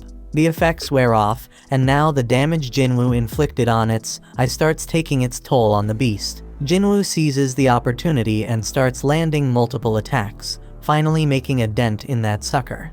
The beast almost chomps him up, but Jinwoo somehow manages to hold it back. dude goes airborne, but that powerful monster smashes him right back into the ground. Jinwoo finds himself in a tight spot once again, with his health damn near depleted and Cerberus squeezing him between its teeth. But Jinwoo ain't done fighting just yet. He digs deep and keeps stabbing that beast, even as it tosses him around like a Zorro. Jinwoo keeps on attacking, pouring every ounce of strength he has into one final blow. And guess what? That's the knockout punch right there. Cerberus comes crashing down, and a notification pops up. It says Jinwoo has defeated Hell's Gatekeeper. Homeboy levels up several times and his wounds magically heal. Killing the Gatekeeper earns Jinwoo the key to the demon's castle. He figured that's what Cerberus was protecting, but then he gets hit with a mysterious notification. It's the recipe for the elixir of life, and it requires 3 ingredients found in the castle. Jinwoo's fight with Cerberus gives him a clear idea of his current strength, and he realizes something. If he were to venture into the demon's castle right now, he'd be 6 feet under for sure.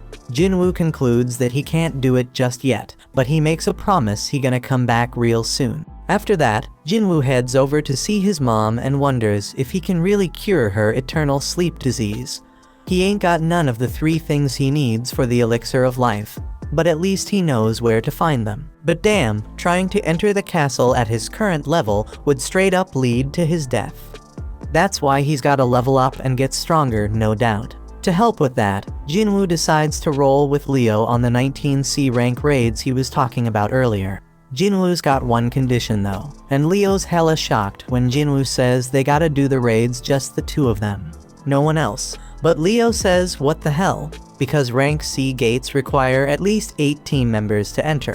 But Jinwoo wants them to go with a hung strategy, so they gotta hire enough hunters to meet the quota. Leo's kinda hesitant because it could be risky as hell. But Jinwoo points out that if just the 2 of them can beat 19 raids, that's gonna be mad impressive. And it's all about impressing his old man. Leo agrees to go to hell and says he'll handle everything. In another spot, Chahee's getting her exercise on, running in circles, and taking a sec to gulp down some water and replenish her body's fluids. She ain't playing around because she knows someone's been creeping on her. So this dude named Yoon finally comes out of hiding and introduces himself.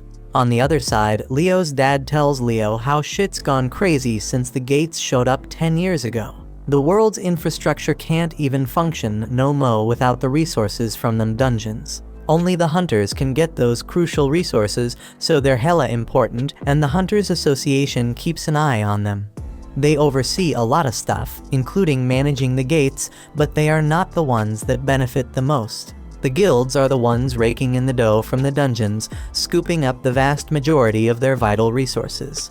They are balling rich, man. We talking about the Hunter Guild, White Tiger Guild, Reaper Guild, Fame Guild, and Knights Guild, the top 5 guilds in the whole country. They got a monopoly on all the profits from their dungeons. But Leo's pops ain't having none of that. He ain't letting it go on like that. He knows they gotta establish their own guild to achieve his goal, straight up. Leo's thinking about how risky it would be to hire some unknown's rank to partner up with his bro. But if his pops picked him as the guild leader instead, that problem could be solved. Over at the park, Jinwoo's doing his own running. Homeboy notices that any extra exercise he does ain't getting counted anymore. That damn cursed loot box he was offered before ain't even an option now. So he pulls out a regular loot box, hoping to find something good, but all he gets is a bingo card. Not what he was hoping for, man. Time goes by and Jinwoo keeps training, but he realizes the 3 points he's getting ain't doing much anymore because he leveled up. Leo still gotta get his shit together before they can enter the C-rank dungeons, but Jinwoo has a realization. If he can get back into that penalty zone, he might be able to take on that centipede he faced before. But he knows the fight might be tougher than he thinks, and there ain't no guarantee he'll get any experience points from it. Just then, Jinwoo gets a notification to join a D-rank mission. But hold up, it's from the Hunters Association, so that means he won't be able to fight solo. Over at some dojo, Song finishes up schooling some kid, teaching him a lesson. The kid's like, "Damn, I wish I fought you when you were at your best." But Song's real with him, saying he can't change the fact that he only has one arm now.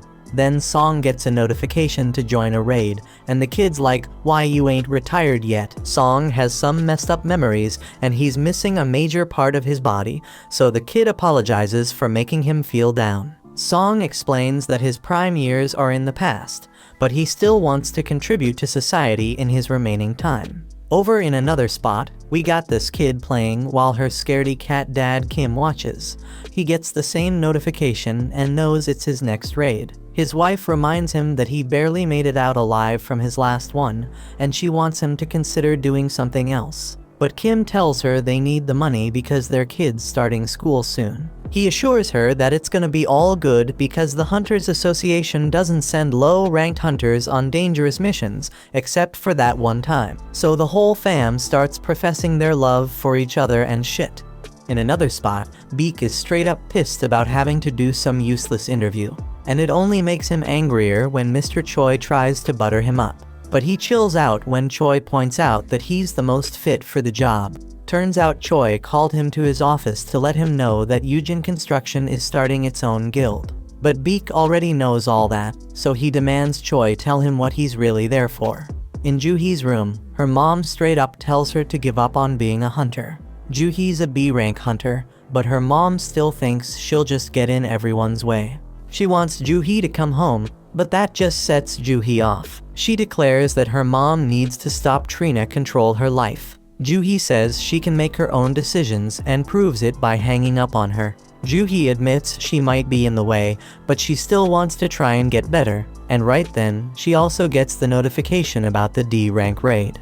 Back at the office, Chahi walks by Beak and tells Choi that some scout approached her. Turns out it was from Yujin Construction, and they wanted her to be their guild master. But she turned down the offer, though now she's curious about what they talked to Beak about. Beak's chilling at a bar, thinking about their convo. Jojo Island's been sealed off since that failed raid, and folks Trina forget about the terror it brought. Mr. Choi sees himself as the weapon of humanity, but he can never forget about Jojo Island and/or what happened there. He plans to clear the island soon, and for that, he needs Beak and the crew on the same page. They gotta get stronger, gather allies, and sway public opinion. That's why he set up the interview and had Chahi train new hunters. Choi reminds Beak that he left something behind on that island, jogging Beak's memory about losing his old friends. In a dark place, an ugly man is pleading with someone to eliminate people. At Jinwoo's house, Gina's straight up shocked by how busy he's been. The old Jinwoo used to need weeks to recover after each gate, so she's wondering if all his training is paying off. Jinwoo casually dips out on a mission without taking his gear, and she's worried because he's acting like it's just a regular trip to the sea. In another spot, Song's thinking about how he's a swordsman, but his awakened ability ain't got nothing to do with physical power. All them years he spent training in martial arts don't mean jack inside a dungeon. His magic focus powers make his sword useless against them magical beasts. Then out of nowhere, he bumps into Jinwoo and notices how different he looks. Jinwoo can't really explain why his leg's back, so Song assumes some high-ranked healer must have found him that day. Song ain't as lucky because too much time passed for his injury to heal. They reach the gate and are surprised to see it's a reunion. Kim feels ashamed to face them, but Song figures it makes sense after what he did. 5 survivors from that messed up day are back together, so he's wondering what the deal is. It's been a hot minute since Juhee saw Jinwoo, so she peeps how much he's changed too. Right then, some sketchy dudes roll up and start checking out Juhee like they have a thing for her. But Kong's there too, and he shuts them down, telling them to chill. Turns out these peeps are prisoner substitute hunters. Straight up hunter convicts Trina reduced their sentences. Song can't believe they gotta fight alongside criminals, but the woman assures them they won't be a problem. They were understaffed and had no other choice. Just in case though, Kong's rolling with them. He is a B rank, so if things go south, he can handle the 3 C rank criminals with ease. Jinwoo tells Juhee not to come along, but she ain't having it. The criminals get set free, and even they wonder if this is a good idea. Kong shuts them up again and reminds them what'll happen if they act up. He introduces himself to the others and promises he'll handle the criminals. Jinwoo lets Song take charge of the raid, and he appreciates it. Song takes full responsibility for failing that day and gives props to Jinwoo for being the only reason they all made it out alive.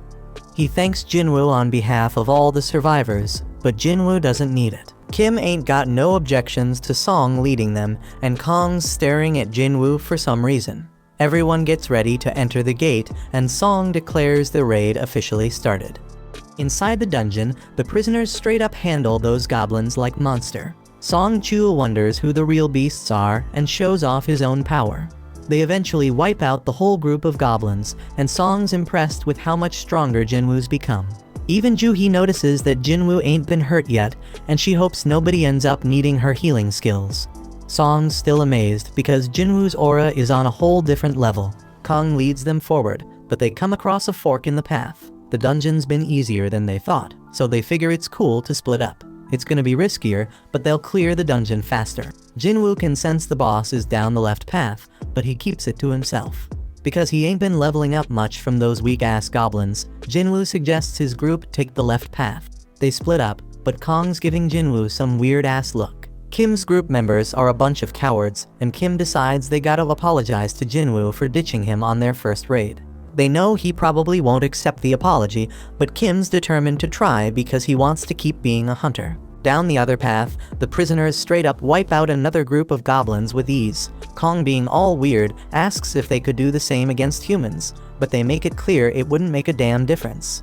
Here's the backstory. Kong found out some dude's daughter got assaulted by 3 dudes. The poor girl ended up taking her own life, and this guy's furious because those 3 scumbags will be free in just a few years. To make matters worse, those assholes are hunters, and they get to join raids to reduce their sentences. That shit's unfair as hell because his daughter ain't never coming home. So the man brings 3 million yuan and offers it to Kong to take out those 3 prisoners. Kong's gone straight up bonkers now, and he spills the beans to the prisoners about what he's gonna tell the inspectors when he dips out of the dungeon. He's gonna say the prisoners got wiped out by a gang of 100 goblins. Kim keeps going down his path, but he's shocked when it connects to Kong's path, and he finds Kong massacring the prisoners. Kong starts telling the prisoners he's been told to make them suffer, but Kim interrupts his crazy ass. Cold-blooded Kong takes out the last prisoner and decides he's gotta change his plans as he starts making his way toward Kim. Jinwoo's thinking about how Kong saw him at the hospital, and he just hopes the dude doesn't remember him.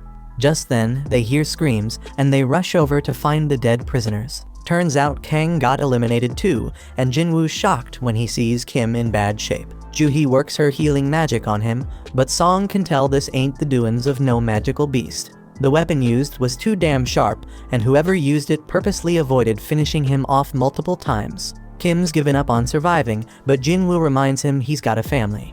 Jinwoo demands he stay alive, otherwise he won't be able to keep blaming him. Kim uses his last breath to apologize to Jinwoo, then he's gone. Right then, Kong tries to take out Juhee, but Jinwoo steps in and stops him. Kong's impressed by Jinwoo's speed, and Song realizes Kong's the one behind this whole massacre. Song's shocked because Kong's part of the Hunters Association, but Kong just wants to spill his plan. Instead of blaming the goblins, Kong's gonna say the prisoners wiped out all the other hunters. He'll claim they tried to take him out, but failed, which is why he's the lone survivor. Song holds Jinwoo back because he doesn't think he can take on Kong. Instead, Song Chul steps up to fight him, even though he knows Kong's a B rank, a whole level above him. Juhee buffs Song up with strength, and he tries to use his sword skills to take Kong down. But damn, Kong manages to dodge every damn hit, and he gives props to Song Chul for knowing his shit. Jinwoo analyzes the situation and realizes Song Chul's holding his own, but he ain't fast enough to win. Kong lands a brutal blow, but gets annoyed when Juhee quickly heals Song. Kong decides he's gonna take out Juhee first, but Song steps in and stops his ass. Kong underestimated the old man, so Song lets him know he's trained as rank hunters before. His blade may be outmatched, but Kong points out that Song's power has its damn limits. Ain't no chance a mage type like him can beat an assassin type, so Kong brings him near death. Juhee's too scared to heal him, and Kong gets ready to finish off Song for good. But Song Chul pulls out his fire ability. But damn, Kong's too damn quick. He realizes Song Cheol used his sword to make him drop his guard against magic. Song Cheol was waiting for Kong to try and end his life, then bam! He hits him with a surprise fire blast. Kong sees through the plan though, and now Song Cheol's paying with his life. But wait a damn minute. Jinwoo finally steps in to put an end to the fight. Kong demands to know who the hell he is, and Jinwoo straight up says he's just an E-rank hunter. Kong doesn't believe him because he'd need some next level reaction speed to stop the attack he just used on Song. Kong can tell Jinwoo's hiding his power and figures he had a second awakening. The others are shaken, and Kong suddenly remembers Jinwoo from the hospital. The mana reader only read 10 back then, so Kong thinks this second awakening must have happened after that. This shit doesn't add up. It doesn't explain why Jinwoo was able to survive the double dungeon. But Kong doesn't give a damn, he's ready to take out Jinwoo. Jinwoo wants answers, so Kong says he is just dishing out justice by taking out the prisoners. But Jinwoo doesn't give a damn about them, but he wants to know why he eliminated Kim and Kang. He points out that Kong could have done it quickly and easily, but he didn't. Kong seemed to enjoy torturing and playing with them. Flashback to when Kong talked to the father, and he explains how he's been getting big offers from the top guilds. But he chooses to work for peanuts in the Hunter Association. Why? Because he finds killing people way more fun than killing beasts. A straight-up fight goes down between Kong and Jinwoo, and the two onlookers are blown away by their insane speed. Kong can tell they have similar builds, but he figures he's got way more experience fighting high-ranked opponents. He uses that experience to gain control of the fight, but he's shocked when Jinwoo asks him to tone down the bloodlust. But it's too damn late because Jinwoo's system is taking notice. The system, just like last time, tells Jinwoo that there are peeps present looking to take him out. Once again, Jinwoo gets a quest to eliminate his opponents. Jinwoo gets engulfed in some dark power, and Kong's confused because he thought he'd have the upper hand in this fight. But damn, Jinwoo straight up attacks, and Kong's shocked when he realizes he's been poisoned. They keep throwing down, but Kong's got something special to show Jinwoo too. He straight up disappears. He explains it's a stealth skill, making him invisible to sight, sound, and even smell. Only a few hunters can get their hands on that skill, and nobody knows he's got it. Kong manages to land a hit on Jinwoo and tells the others to back off and wait their turn. He's sure Jinwoo won't be able to do much with an injured leg. But damn, Kong's in for a surprise when Jinwoo instantly heals himself. Kong can't believe it because he's never heard of a combat hunter who can also use healing magic. Jinwoo's totally unpredictable, and that makes him one dangerous mofo. Jinwoo's changed big time, saying he just lost another emotion, and now he doesn't even need to get angry to take out scum like Kong. Kong realizes Jinwoo's taken human lives before, and Song is shocked to hear that. He figures Jinwoo's had to make some tough-ass decisions real quick, and that's why his appearance ain't the only thing that's changed. Kong tries to attack again, but he's in for a shock when Jinwoo tracks him by sensing his bloodlust. Kong still has a trick up his sleeve, but everything stops when Jinwoo activates his murderous intense skill. Darkness surrounds Kong, and he's straight up stunned when Jinwoo's blade goes through his chest. As Kong's life slips away, he mentions that he and Jinwoo are cut from the same cloth. They're both killing machines. The only reason he's dying is because he's weaker than Jinwoo. Kong still wants to know what the hell Jinwoo is. He's got assassin skills, healing powers, and debuffs, and Kong's never heard of anyone like that. Jinwoo doesn't spill the beans, but Kong points out that Jinwoo was able to take him out, so his E-ranked act is over. Jinwoo decides to drop a little truth bomb and explains that he's someone who gets stronger with every damn fight. Kong can see that Jinwoo's gonna keep getting stronger and stronger, but he's got a warning for him: if he keeps chasing more and more power, that same power might end up taking control of him. Jinwoo completes his quest and gets rewarded. He's noticed that the stronger he gets, the more it feels like something inside him is falling apart. His friends thank him for saving their asses, but Jinwoo tells them to get the hell out of the dungeon. They're shocked because Jinwoo plans to clear the dungeon all by his lonesome, but they realize he's strong enough to pull it off. Outside, Woo's mind is blown when he learns Kong is secretly killing folks. He is shown the only survivors of the mission Kong was on, and he's straight up surprised to see that Jinwoo's one of them. He apologizes for what went down, but most importantly, he wants to know who took out Kong. Jinwoo realizes he can't keep his secret anymore, which means he gotta cancel his deal with Leo. Right before he spills the beans, Song straight up lies and claims he's the one who eliminated Kong. Song's just a C rank, so he explains he only won because he had a healer's help. Woo's skeptical because Kong's a top B rank hunter, but he buys Song's story. Just then, Jinwoo reminds himself that he cannot get overconfident. He couldn't tell before, but Woo's an A rank hunter. Jinwoo can sense his crazy-ass power now, and he knows he doesn't stand a chance against this dude in a fight with his current strength. Song determines that Jinwoo has a good reason for keeping a secret, so he tells Jinwoo that this is just him paying him back for what happened in the Devil Dungeon. That night, Juhee wonders if Jinwoo remembers the stone he gave her. Jinwoo and Juhee take a little stroll while chatting about how much Jinwoo's changed. Juhee's the total opposite because she ain't changed a bit, and she realizes she's too timid to be a hunter. She should really be joining them A rank raids, but she settles for the lowest rank ones instead. It ain't all that bad though, because it led her to meet Jinwoo, and she started healing him.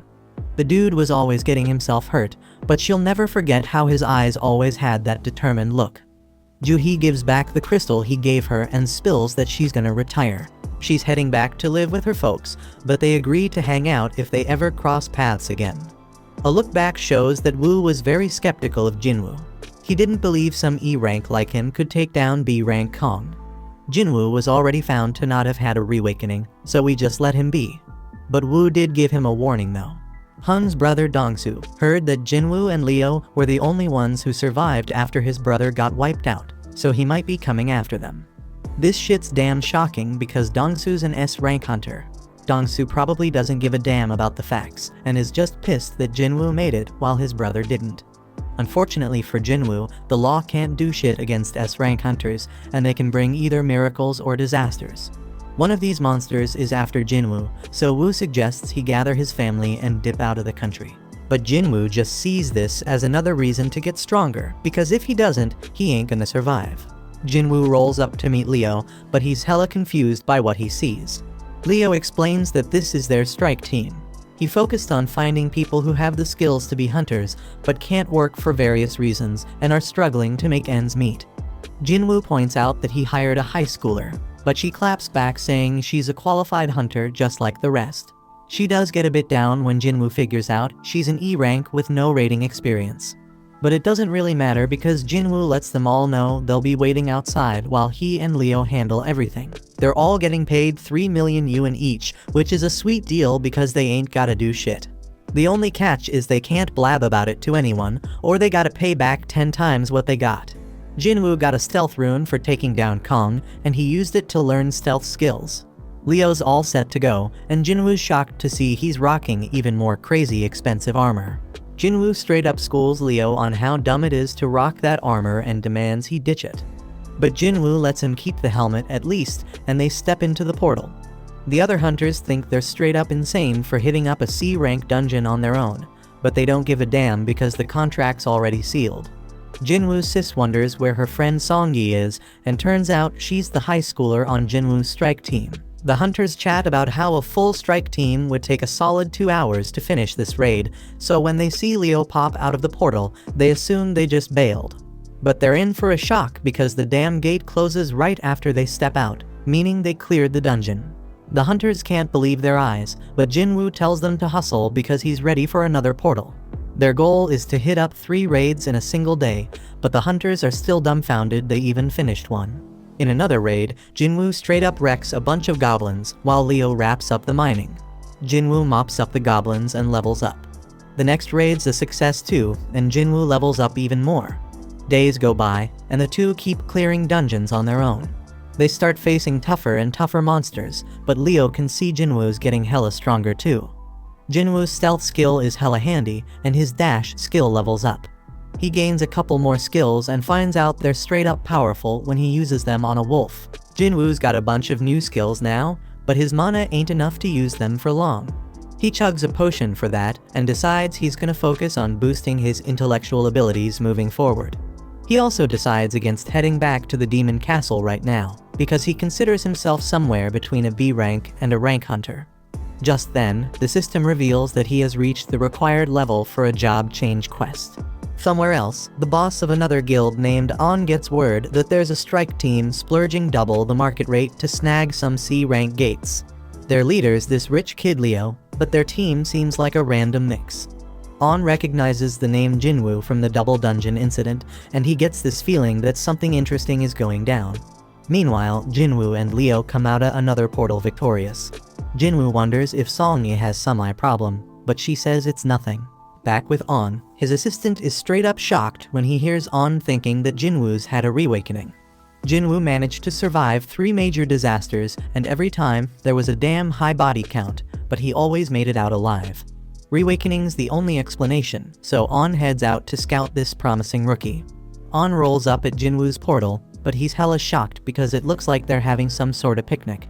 Song-yi explains the area's off limits and makes it clear she's a hunter.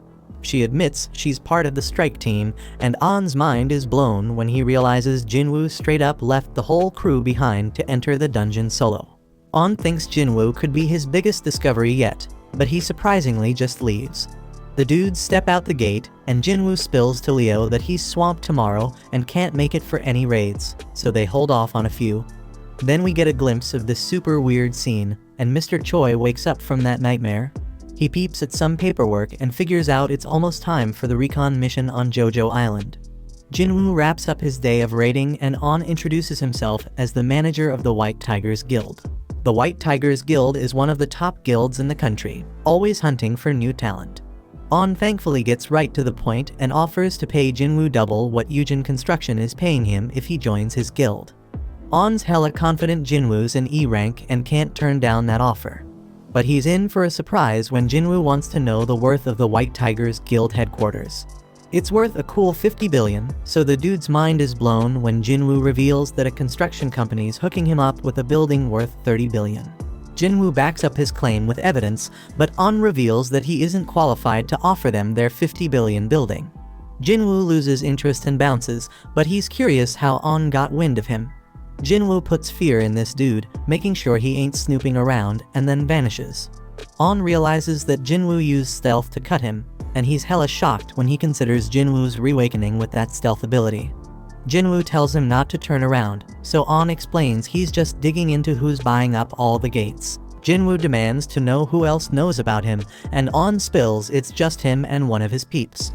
Jinwoo warns that if word starts spreading about him, they'll be the first suspects on his list.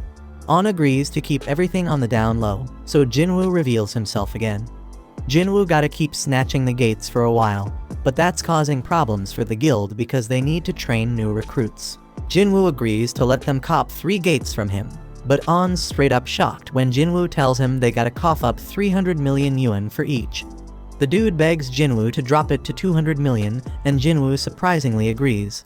They seal the deal for 3 gates, but their interaction ain't over because Jinwoo wants to hook On up with something. He tells On to close his eyes and open his mouth, and then Jinwoo hands him a healing potion for that cut on his face. Jinwoo reveals he trusts On, but he reminds him to keep his trap shut. On's assistant wonders how it went down, and On tells him he thinks Jinwoo might be an even bigger deal than he originally thought. The next day, Leo confirms they got the 600 million yuan. Leo points out they were gonna ditch the gates anyway, so he can't believe Jinwoo managed to score so much cash for them. Leo wants to know more, but Jinwoo says it's a trade secret. Back with the White Tiger Guild, On realizes Jinwoo played him, because now there's a bunch of C-rank gates that have appeared selling for less than 70 million yuan.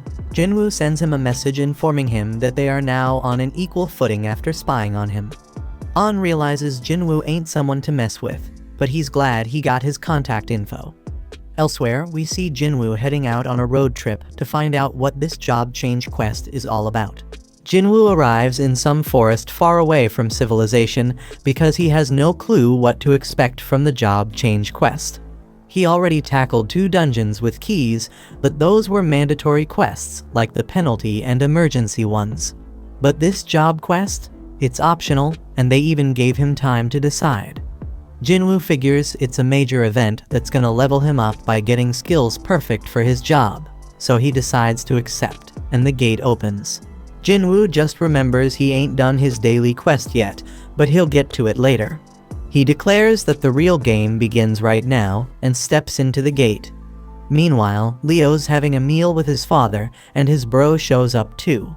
Inside the dungeon, Jinwoo realizes he can't use potions or fully recover. He won't be able to leave until the quest is complete either, so he will have to be very careful.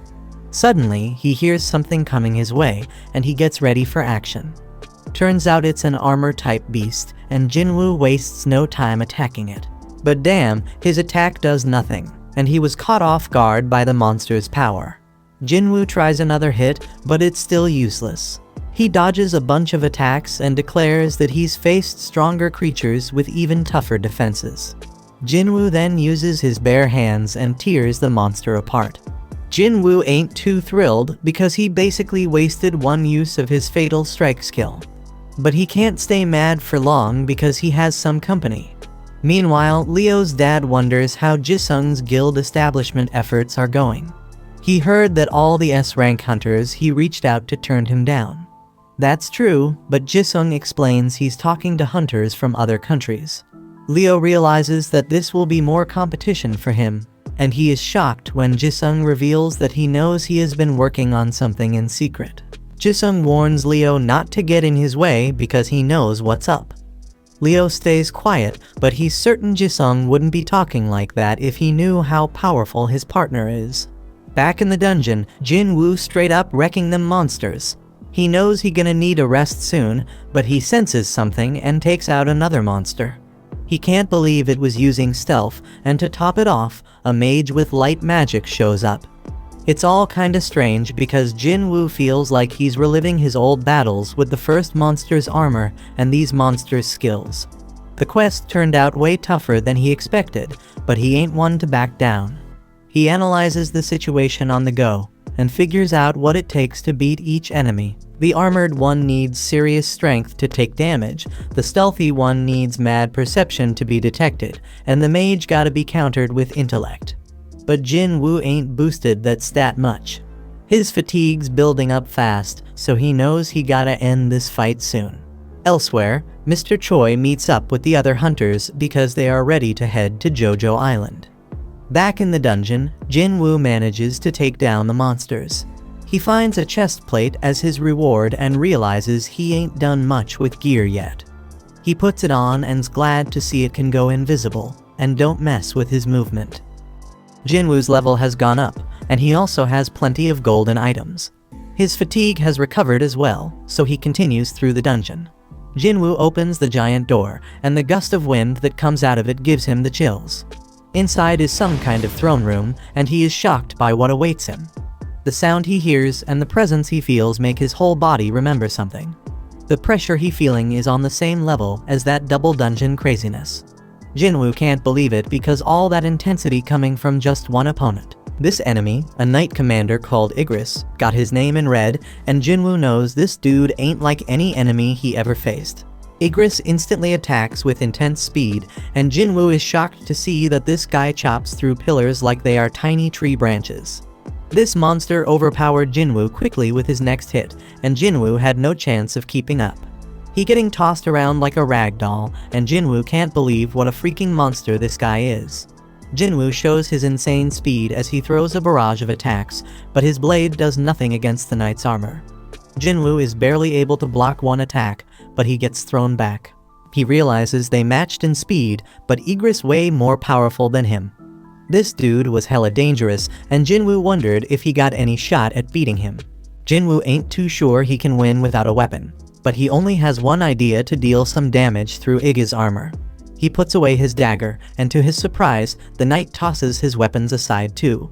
Meanwhile, Mr. Choi gives a call to the chairman and shows his gratitude for approving the operation. The chairman warns him to stay careful, but Mr. Choi already knowing the danger involved. He is aware that this expedition is just about checking the threat levels. They're gonna poke at the enemy and see how they react. Mr. Choi staying diligent as always, and he explains that it's because the last raid on Jojo Island ain't really ended for him. Back in the dungeon, Igris wastes zero time crushing Jinwoo. He tosses Jinwoo around like he's some kind of toy, landing a barrage of punches on him. Jinwoo gets sent flying through a wall, and he is straight up shocked by his opponent.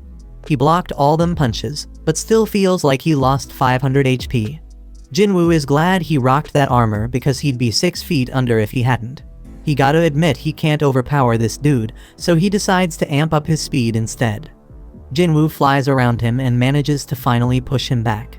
He throws out a bunch more attacks, but it becomes crystal clear he ain't catching this guy again. The dude keeps tossing him around, and Jinwoo notices his skill also boosting his defense. He's still getting wrecked by this dude, getting dragged back into the room, but Jinwoo keeps fighting back. His efforts start paying off when Jinwoo pulls off a sick move, landing a kick straight to Aegis's head. Jinwoo realizes this might actually backfire on him, and the knight comes at him even harder. Jinwoo just keeps taking a straight-up beatdown, getting tossed onto the throne while Aegis looms over him. Back home, Gina leaves some dinner for Jinwoo and goes to study. We also catch a glimpse of Jinwoo's mom at the hospital. But back with Jinwoo, he is in really bad shape as the knight grabs his sword, ready to end Jinwoo's life. He went in for the kill, but Jinwoo was swift as hell, stopping him with just one hand. Jinwoo declares that he hasn't lost yet and pushes Aegis back. He summons his blade and manages to stab the knight through the gap in his helmet. Jinwoo puts all his power into pushing Aegis back and slamming him against the wall. The knight tries to use Jinwoo's blade, but Jinwoo stops him, saying his dagger doesn't switch owners. It just goes back to his inventory, where he can summon it again. Jinwoo drives his blade through the knight's skull, but the hit ain't deep enough. He knows he gotta go deeper, so he uses every last ounce of power to drive the blade further into the knight. Jinwoo pulls out all his fatal strikes and lands the most powerful blow he ever dealt. The knight has gone completely limp. Jinwoo takes out his blade, and a notification pops up saying he won the fight. Jinwoo realizes there's a huge gap between them in every category, and he knows his win was a straight-up fluke. If he made just one mistake, he'd be 6 feet under. Jinwoo then gets 4 rewards. One of them is 15 million gold, and another is the S-rank helmet Aegis wore. The Demon's Castle key was S-rank, but Jinwoo never had gear this top-notch before. Amazingly, the helmet boosts his stats and reduces damage by 15%. Jinwoo also gets a rune stone for a skill called the Ruler's Hand. The final reward is an instant teleportation stone. Can't stash it in his inventory, so he's wondering why he getting it now. It doesn't make sense to get it after clearing the dungeon, so Jinwoo is wondering if the job change quest ain't actually over yet. Just then, Jinwoo was straight up shocked when a bunch of portals opened up. A notification pops up, revealing that the job change quest actually starting right now. Jinwoo was told to survive as long as possible to rack up advancement points. He gotta earn them points to move up in class, but Jinwoo ain't got a clue what that means. A timer pops up, and Jinwoo realizes he is about to face an endless wave of enemies. He is relieved to see these fools ain't as strong as Aegis, because he knows he'd be overwhelmed in seconds if they were. Jinwoo is confident he can handle them, but damn, there's a whole damn army of them. But Jinwoo ain't scared, he charges right at them. Meanwhile, we watch as the other hunters fly off to Jojo Island. After a while, we are back with Jinwoo, still in the thick of the fight because the gates keep spitting out more enemies. The real deal with this quest is to survive as long as possible, so Jinwoo starts using his stealth skills. He gotta manage his mana, so he can buy himself as much time as he can. Jinwoo's plan is completely ruined though, when a mage breaks his stealth. He right back to throwing fists, but now it's even worse because he can't use stealth or murderous intent no more. Jinwoo takes a sword straight to his back, and he is straight up shocked when he realizes it's only been 5 minutes. Shit getting way too dangerous, and Jinwoo knows he can't keep going. He hates to do it, but he decides to teleport out of the dungeon. But before he can, some monster knocks the stone right out of his hand. Now Jinwoo is in deep shit as the huge group of enemies descends on him. Jinwoo continues to get thrashed about by the monsters, and there is no way out now that he has lost the teleportation stone. The only shot he got at surviving is if he whoops all their sorry asses, so Jinwoo gets back in the fight. It's looking pretty damn dire though, because his stamina running on empty and he can't use stealth or murderous intent. But you know our boy never gives up, he is dead set on staying alive. Jinwoo keeps fighting for his life, and he thinks about how he has been living at the bottom his whole damn life. He could never give up on chasing more, and this moment ain't no different. Jinwoo's knuckles are all messed up, and his heart starts racing. Just then, the monsters start talking. The voices saying Jinwoo got the nickname of the weakest hunter in mankind. They mocked him because he had to go to the hospital after going through a rank gate. Just then, the imaginary Song Cheol and Juhee show up, and they tell Jinwoo to stop forcing himself to fight. After that, Jinwoo's younger self appears and says he come a long way already, so that should be enough. His old self can't even recognize the new Jinwoo because he is taller and in a way better shape. But he explains that the changes are only on the surface. Deep down, Jinwoo is still weak, and he is about to die again. The old Jinwoo says Jinwoo always gonna be E-rank hunter, a dreamer who never learned his place in the world. Jinwoo dodges some attacks, but he can't keep it up because he getting crushed. Young Jinwoo tells him he getting what he deserves for thinking he was ready for this kind of fight. Them words start making Jinwoo wonder if he really ain't changed at all. Just then, a notification reveals that the time is up on his daily quest, and he will have to be penalized for not completing it. Lucky for him, that means he gonna be taken to the penalty area. Jinwoo finally got it. Luck is a skill factor, and young Jinwoo figured whoever was behind all this didn't want him dead just yet. He says his goodbyes and Jinwoo gets transported to the penalty zone. When he gets there, he feels grateful because this penalty actually saved his life. Jinwoo wondered though if it was really just luck or if the system keeping him alive. He decides not to overthink it and pops some potions to recover his stamina. Damn unfortunate though, because a notification saying if he too messed up, potions won't heal his HP. He gotta either wait and heal naturally or level up to get restored. Just then, a whole bunch of the monsters from earlier show up, and Jinwoo saying as long as he doesn't die, any pain he feels just gonna make him stronger. Back at home, Gina notices Jinwoo ain't come back and wonders if he got himself a girl. She decided that ain't possible and just hoped he remembered to be there for her guardian teacher meeting. Back with Jinwoo, he has defeated the monsters he was once terrified of and has recovered his health from leveling up. He got 10 minutes left in the penalty zone, so he used that time to cop the Night Killer Dagger. This weapon is perfect because it does 25% more damage to armor-type beasts. Jinwoo uses the rune he got from fighting Igris, and it gives him the active skill called Ruler's Hand. Surprisingly, it doesn't use mana, and it lets him mess with objects without touching them directly. He remembers Igris using this on his sword, but Jinwoo tests it and finds that he can't move large objects yet. Time is almost up, so Jinwoo declares that he will have to rely on a little bit of luck to carry him to the end. Jinwoo gets teleported back to the dungeon and gets ready for another round of fighting. Back with the other hunters, they getting closer to Jojo Island. Choi is told that there are multiple sources of mana in the water, and Choi is straight up shocked by what he sees. In the dungeon, Jinwoo feels really good about how his Night Killer Dagger performing, but he can't shake this weird feeling he getting. He keeps killing their beasts, but it doesn't feel like he actually doing it. Jinwoo is more worried about the mages casting spells without actually attacking. Just then, Jinwoo realizes that they are responsible for opening the gates and summoning the knights. He decides to go after the mages and finds out that taking down one of them makes some of the knights fall apart. Knowing this, he goes after the rest of the mages and starts taking control of the fight. The mages try to hide behind the knights, but Jinwoo manages to take out another one, leaving 3 mages still standing. These sneaky last 3 combine their power and summon a golem, so Jinwoo makes his way to higher ground.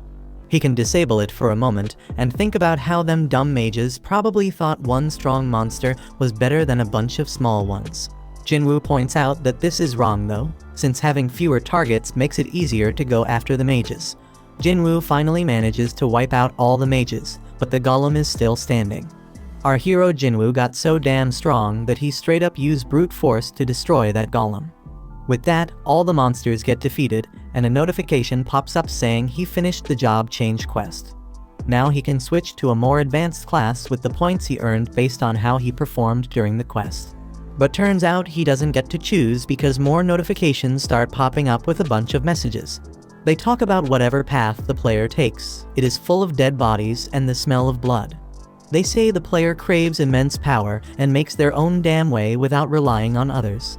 The messages mention how a shadow army gonna follow the player's orders, and Jinwoo is straight up shocked when he sees his new job class gonna be a necromancer.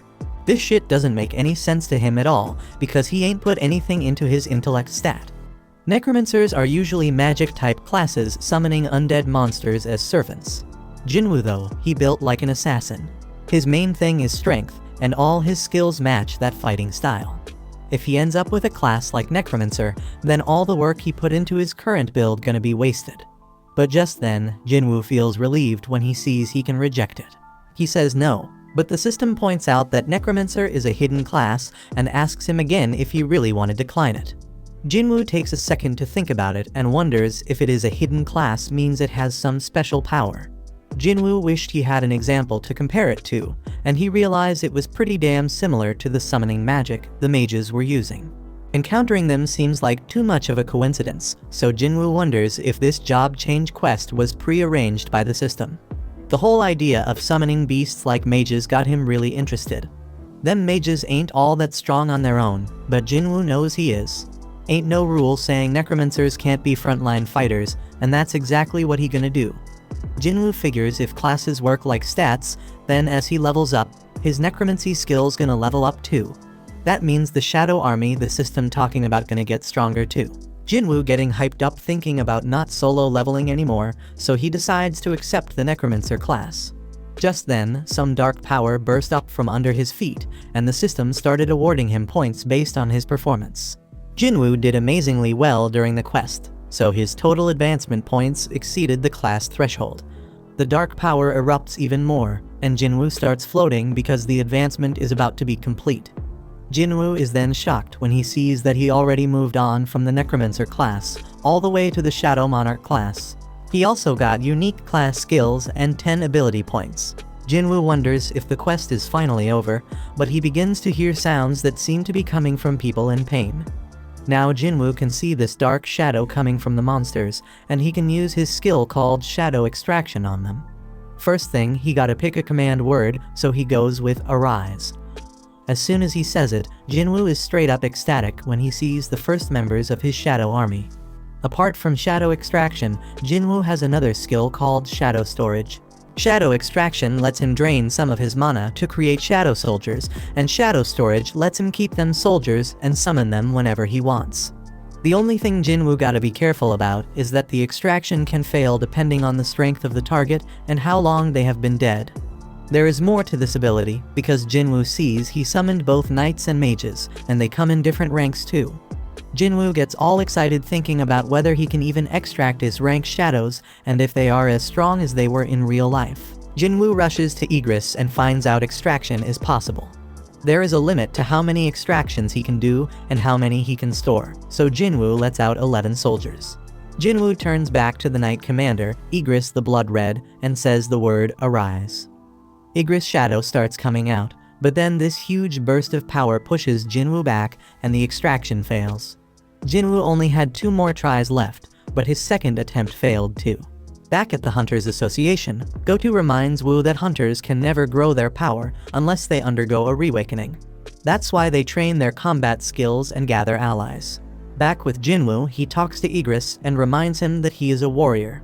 Slicing down enemies with his sword is his damn purpose in life, and Jinwoo damn sure doesn't want to just sit around and waste away.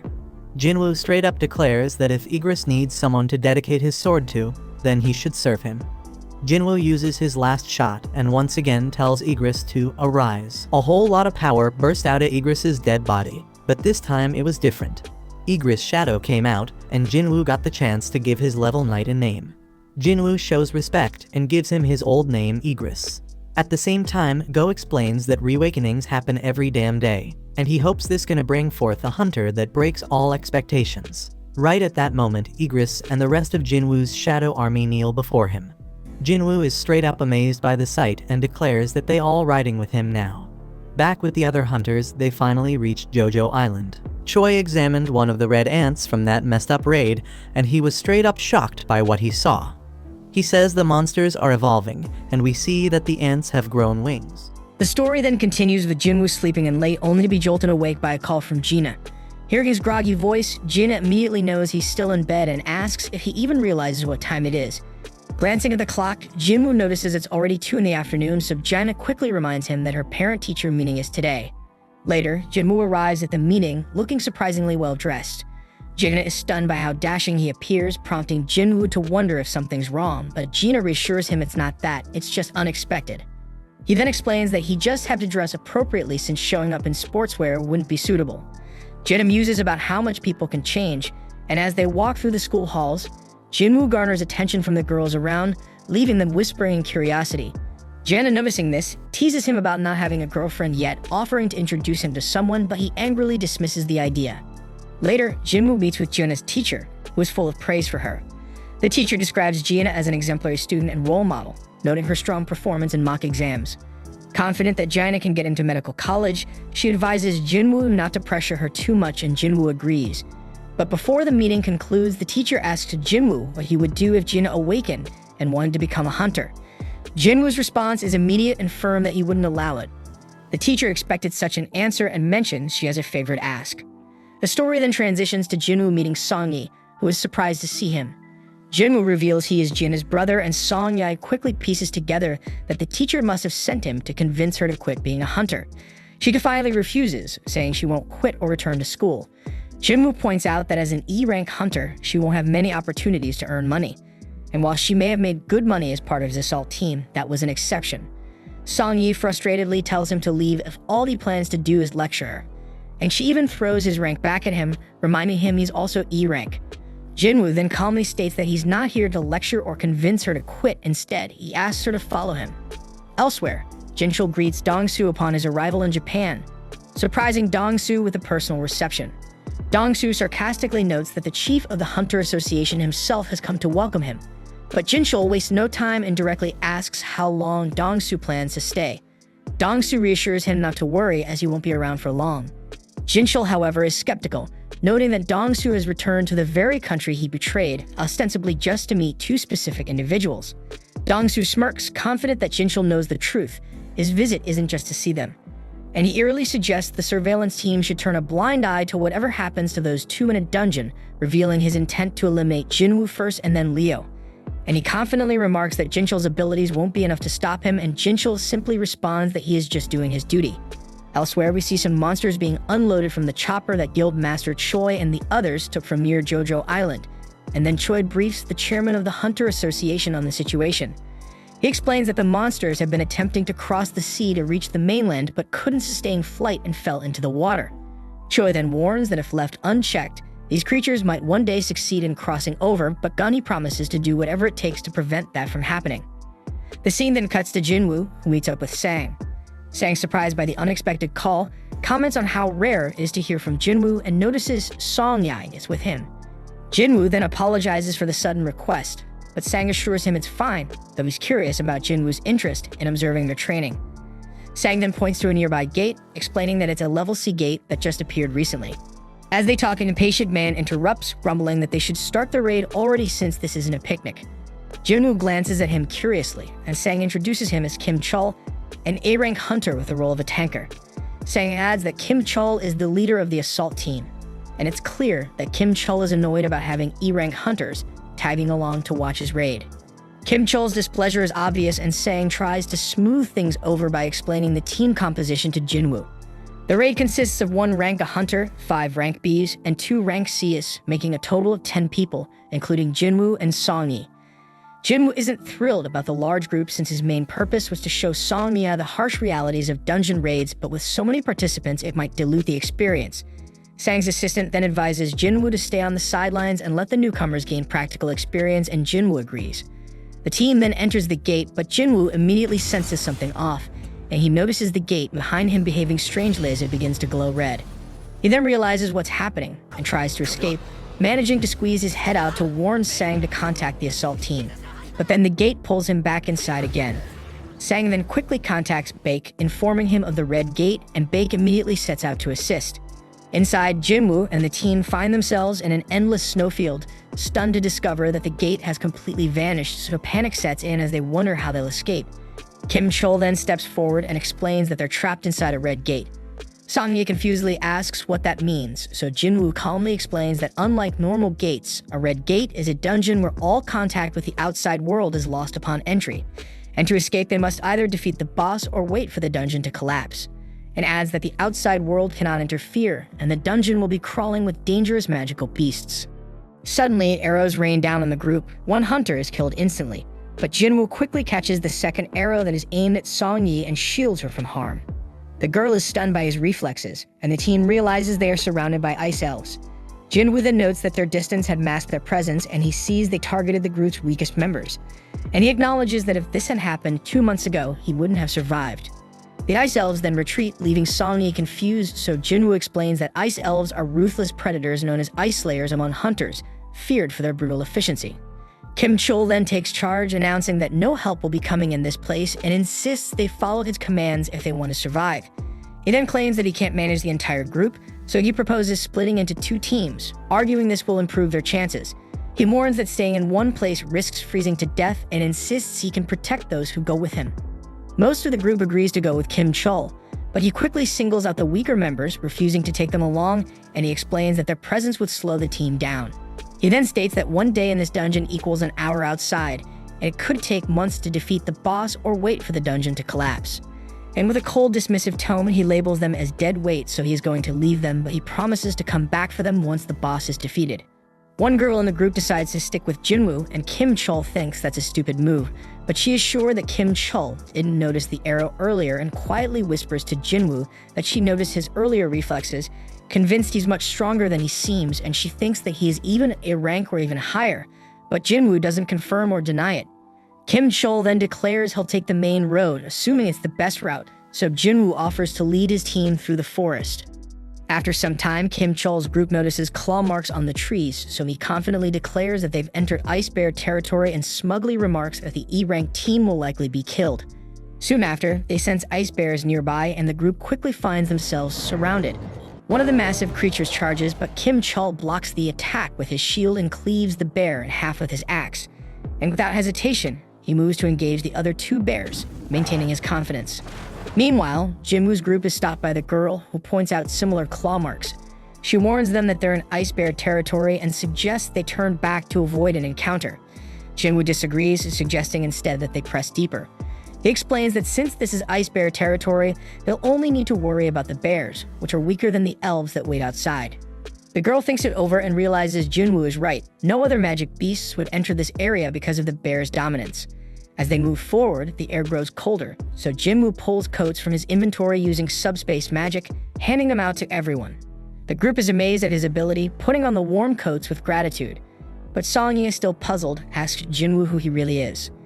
Jinwoo avoids the question, reminding her that he brought her here so it's his responsibility to protect her, but he requests that she and the others not ask further questions. Just then, a massive ice bear emerges from the shadows, so Jinwoo steps forward and changes his title to Wolf Assassin as he prepares for the fight. Meanwhile, outside the gate, Baek observes the ominous red glow and concludes that this gate is bad news, and he doubts that anyone but high-ranking hunters could survive. He then places his hopes on Kim Chol, believing his rank might give the assault team a chance. But Sag informs him that in addition to the official assault team, others entered the gate, including Jinwoo. Baek then curiously asks Jinwoo's rank, and Sang replies that Jinwoo is officially E rank, though he suspects he may have reawakened, though Jinwoo has never confirmed it. Baek isn't optimistic about Jinwoo's chances, but then Dongsu arrives with Jinchul. Baek is visibly displeased to see Dongsu, questioning why he's here when he's supposed to be in America. Dongsu ignores the question and instead challenges Baek, asking why an E-rank hunter was allowed into the gate when he isn't even part of their guild. Dongsu makes it clear he's referring to Jinwoo, leaving Baek wondering how Dongsu knows him. Dongsu scoffs at the red gate, lamenting that Jinwoo will likely die inside before he gets the chance to meet him. Jinchul, observing Dongsu's frustration, muses that Jinwoo is fortunate to be inside the gate, sparing him a confrontation with Dongsu. However, Jinchul doubts Jinwoo's chances of making it out alive. Inside the gate, Jinwoo finishes off the last of the ice bears, earning another level up.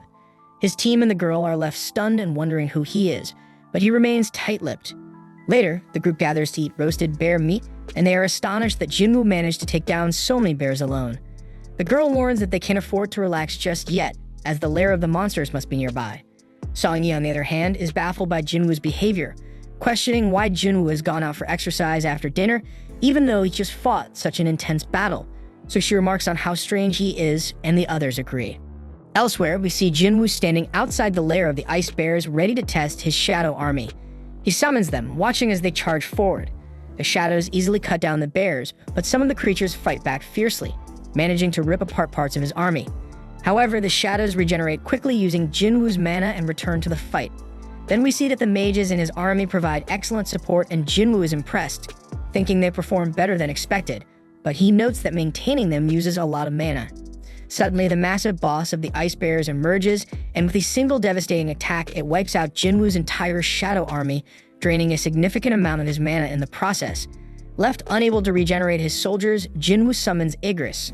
The Shadow Knight steps forward confidently, so the bear charges at him, but Igris dodges with ease, delivering a precise slash, and in moments, the bear is brought to its knees. It attempts a final desperate attack, but Igris finishes it with a swift beheading. Jinwoo observes, impressed by Igris' power. Reflecting on their earlier duel, he admits that he would have lost if Igris had used his sword. Even now at his current level, Jinwoo believes Igris might still be stronger, and then he praises Igris for handling the fight so well.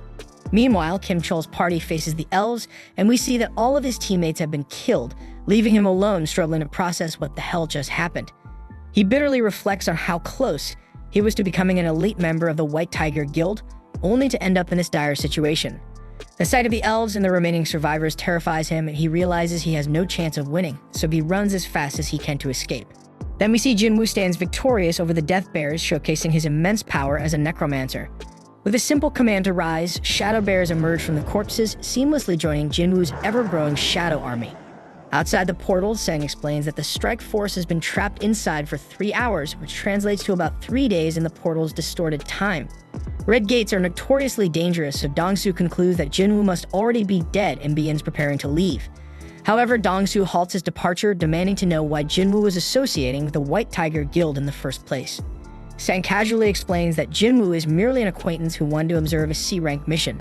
Then while Sang feels relieved that this answer should suffice, Dongsu shocks everyone by suddenly choking Sang. Dongsu isn't fooled, he knows Sang has a talent for identifying promising new hunters. At that moment, Baek steps forward, transforming as he tells Dongsu to stop. This only enrages Dongsu further, who dismisses Bak as nothing more than a big fish in a small pond. The two S-rank hunters then release some of their power, sending waves of terror through those nearby. Sang grows increasingly alarmed, fearing that an S-rank battle could devastate the entire area. But despite this, the tension escalates, and the two hunters clash. Inside the portal, Kim Chol feels relieved after escaping the elves, but his relief turns to horror when he stumbles upon the mangled corpses of the Death Bears. The sight terrifies him, and he begins to wonder how the E-ranks he abandoned could possibly be responsible for such devastation. The sheer destruction leaves him trembling, so he suspects that the Ice Layers might be the true culprits and quickly retreats into the forest. Outside the gate, Dongsu is impressed when Jinchul intervenes, managing to stop the escalating S-rank fight, so Jinchul humbly admits that the only reason his arms remain intact is that the two S-rank hunters restrained themselves at the last moment. Jinchul then reassures Dongsu that Jinwoo is just an E-rank hunter, emphasizing that he reevaluated Jinwoo 2 months ago and found no reason to believe otherwise. Additionally, Jinchul explains that the surveillance team's investigation into your brother's death revealed it was caused by a magic beast. Dongsu dismisses this as a convenient public cover-up, convinced that if Jinwoo isn't the culprit, then the killer must be the wealthy Leo. Jinchul then questions why Dongsu is targeting Jinwoo if he believes he isn't the killer, but Dongsu's reply is cold and blunt. It's an excuse to kill. But before the conversation can continue, Dongsu is called away, muttering that Jinwoo is lucky. Sang watches him leave and reflects on how no one truly grasps the depth of Jinwoo's power the way he does. Confident in Jinwoo's strength, Sang believes he will survive the Red Gate. Inside the gate, Jinwoo's group sits around a fire, trying to stay warm. But their moment of peace is shattered when Kim Chol storms in, furious to see these weaklings alive and thriving. Dressed in weather gear and surrounded by blankets and food, they're clearly in much better shape than his own group. So Kim Chol gets enraged and accuses them of hoarding supplies, claiming his team died because they lacked proper equipment. Blinded by anger, he demands to know who was hiding all the gear and blames Park, suspecting she joined the weaker group because she knew the truth. Kim Chol then issues an ultimatum, counting down from 3 and threatening to eliminate them all if the culprit doesn't confess.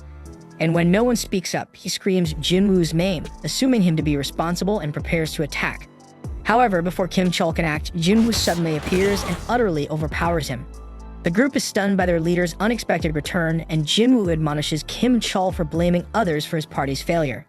Jinwoo also senses something more sinister nearby and accuses Kim Chol of dragging even greater trouble into their midst. Turning his attention to the surroundings, Jinwoo calls out to the hidden presence, stating that their aura is far too strong to go unnoticed, and he orders them to drop their stealth. In response, the Ice Elves reveal themselves, their leader remarking in disdain that one of the human scum is unexpectedly strong. Jinwoo retorts sharply, shocking everyone as he speaks fluently in the language of the magic beasts. Even Jinwoo is surprised by this ability, quickly deducing that his cheat system must be responsible. The elven leader then begins to explain their presence, revealing that one of his men sensed Jinwoo's immense power when he stopped the arrow, so the elf wanted to challenge Jinwoo to a fight. However, before the leader can finish speaking, Jinwoo swiftly chops off the challenger's head. The leader is amused by this display of brutality, but Jinwoo is uninterested in entertaining him and immediately launches an attack. The leader defends himself skillfully, and Jinwoo quickly realizes that this opponent won't go down easily. The leader, still amused, remarks that Jinwoo isn't human, questions why he's pretending to be. Jinwoo is confused by the comment, but the leader's laugh makes it clear that he knows something Jinwoo doesn't. He explains that elves are driven by a voice in their minds commanding them to kill humans, but strangely, they don't hear it when it comes to Jinwoo. This revelation makes Jinwoo suspicious, wondering if the elves' silence toward him is connected to his system directives. The leader speculates that Jinwoo might not be entirely human and encourages him to sensibly hand over the other humans.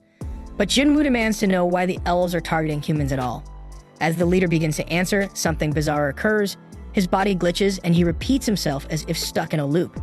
However, Jinwoo refuses to comply, and the leader warns that defiance would make Jinwoo their enemy and reminds him that they vastly outnumber him.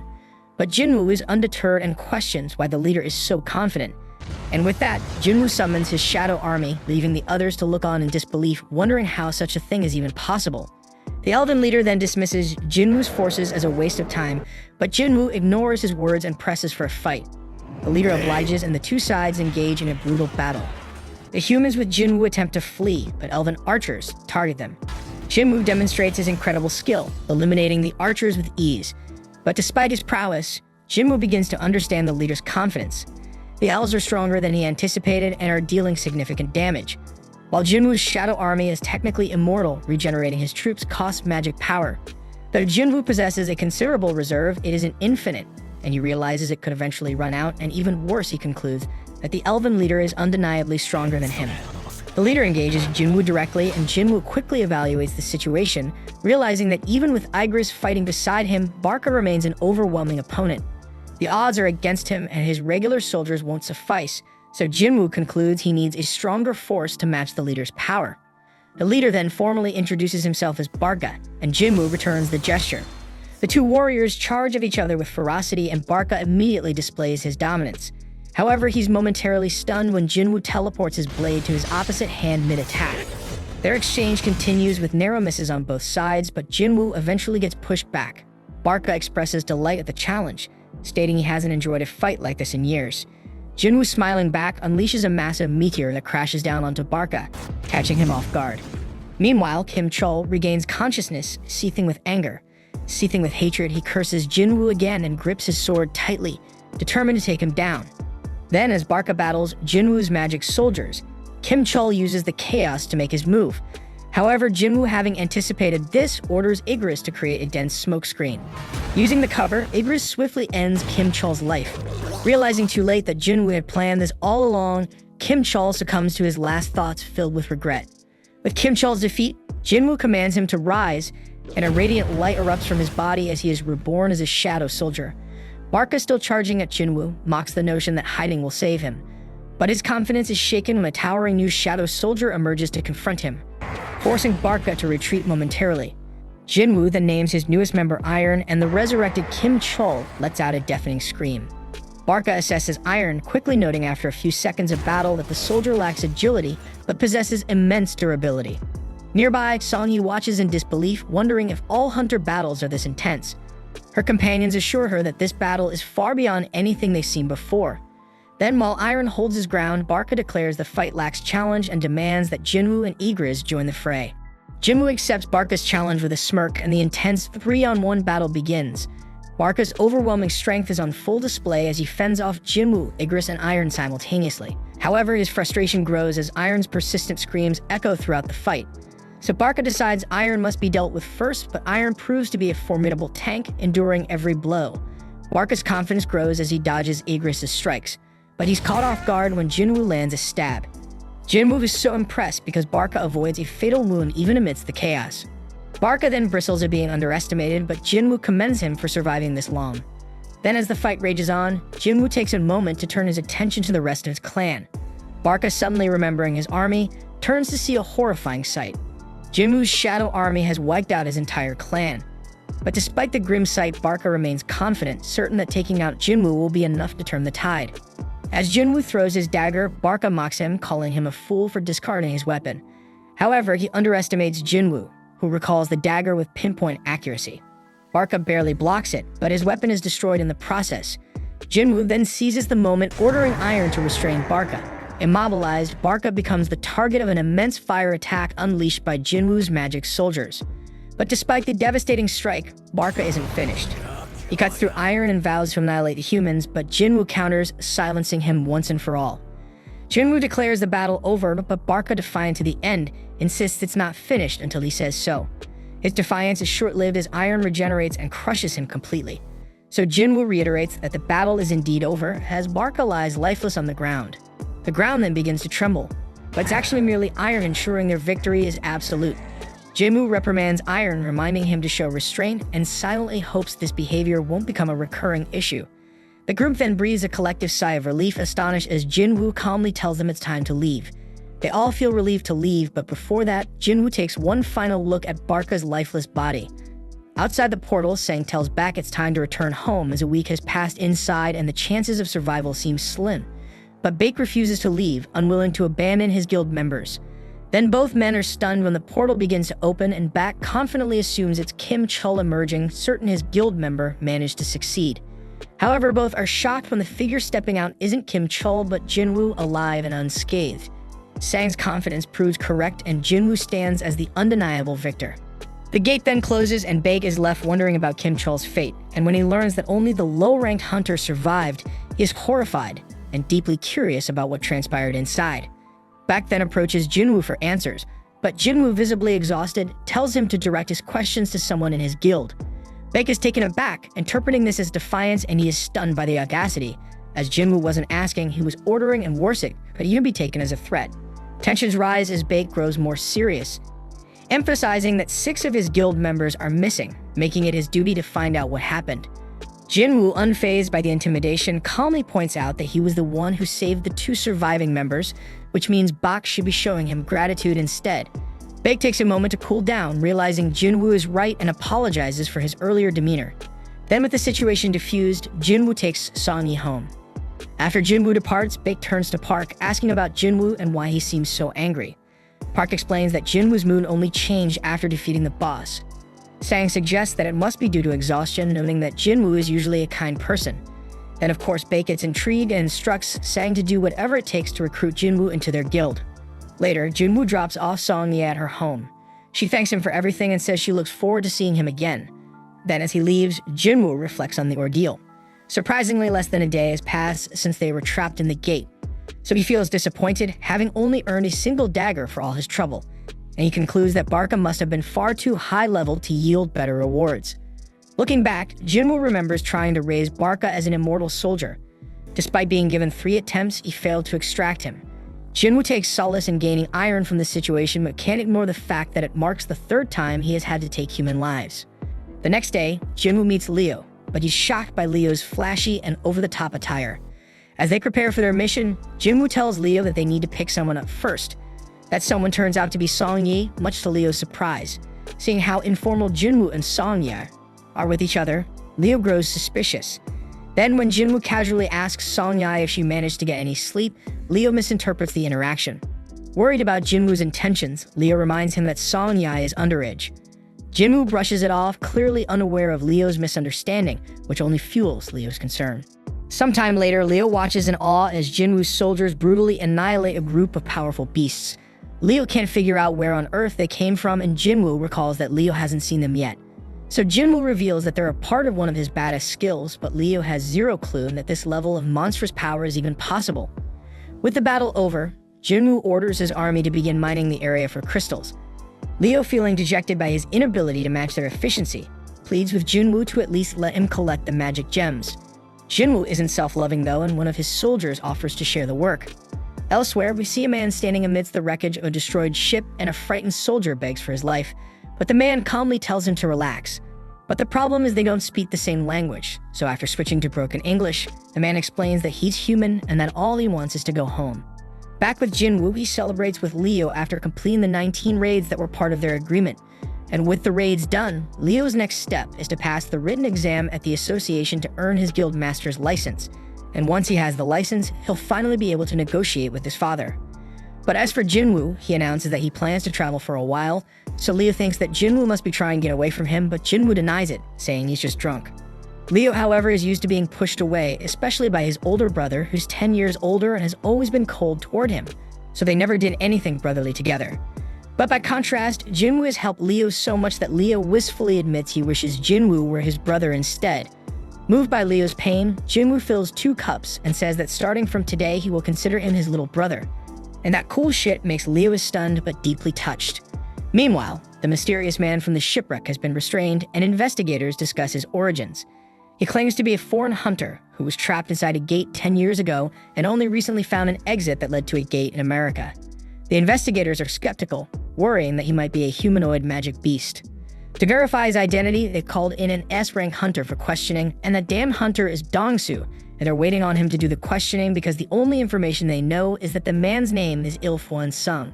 Later, Jinwoo tells his sister Gina that he'll be traveling for a week. She knows how busy he's been lately and teasingly asks who he'll be going with. Irritated by the question, Jinwoo curtly replies that he'll be going with a friend and leaves it at that. Soon after, he stands at the entrance to the demon castle, reflecting on how much he has grown since he barely survived his fight against Cerberus at level 20. But now with his level 3 times higher, Jinwoo is confident this challenge will go differently. Jinwoo then uses the key from his system to unlock the gate and enters the castle. Reviewing the quest objectives, he sees that his mission involves collecting demon souls. However, Jinwoo is shocked to learn that the system requires him to collect 10,000 souls, an amount he can hardly believe exists in the dungeon. But despite the overwhelming task, Jinwoo stays focused on his real objective, obtaining the ingredients for the elixir of life to save his mother. So no matter how many demons stand in his way, Jinwoo resolves to complete this damn quest. Elsewhere, Leo speaks with his father Han about taking over the guild. Leo is well aware that his older brother is also vying for control, but disagrees with his brother's approach. He argues that bringing in an outsider to run the guild is too risky for the company's future. Han, however, shifts the focus to Jinwoo, criticizing Leo for associating with him. Han recounts how Jinwoo was present at 3 highly controversial incidents: the double dungeon, the raid where Hum's team was wiped out, and the surveillance team Hunter incident involving murdered convicts. But despite the danger, Jinwoo miraculously survived all 3. Han also notes that Jinwoo was instrumental in helping Leo clear 19 raids to earn his guildmaster license and also played a significant role in the Red Gate incident, leading survivors to safety. So Han accuses Leo of using underhanded tactics by relying on Jinwoo to gain an advantage. While Leo admits his methods were ideal, he insists he knows what's best for the guild. But to Leo's surprise, Han suddenly agrees to let him pursue leadership, but with one condition. Han wants Jinwoo recruited to their guild. Han reveals that the White Tigers Guild has been trying to scout Jinwoo since the Red Gate incident, recognizing his immense potential. So if Leo truly wants to lead, Han challenges him to secure Jinwoo's allegiance first, and Leo accepts the challenge and promises to make it happen. Back in the demon castle, Jinwoo realizes that despite defeating countless demons, he is unable to extract their shadows to add to his army, and he can't figure out why. He has taken down a massive number of them, yet it feels like all that effort might have been wasted.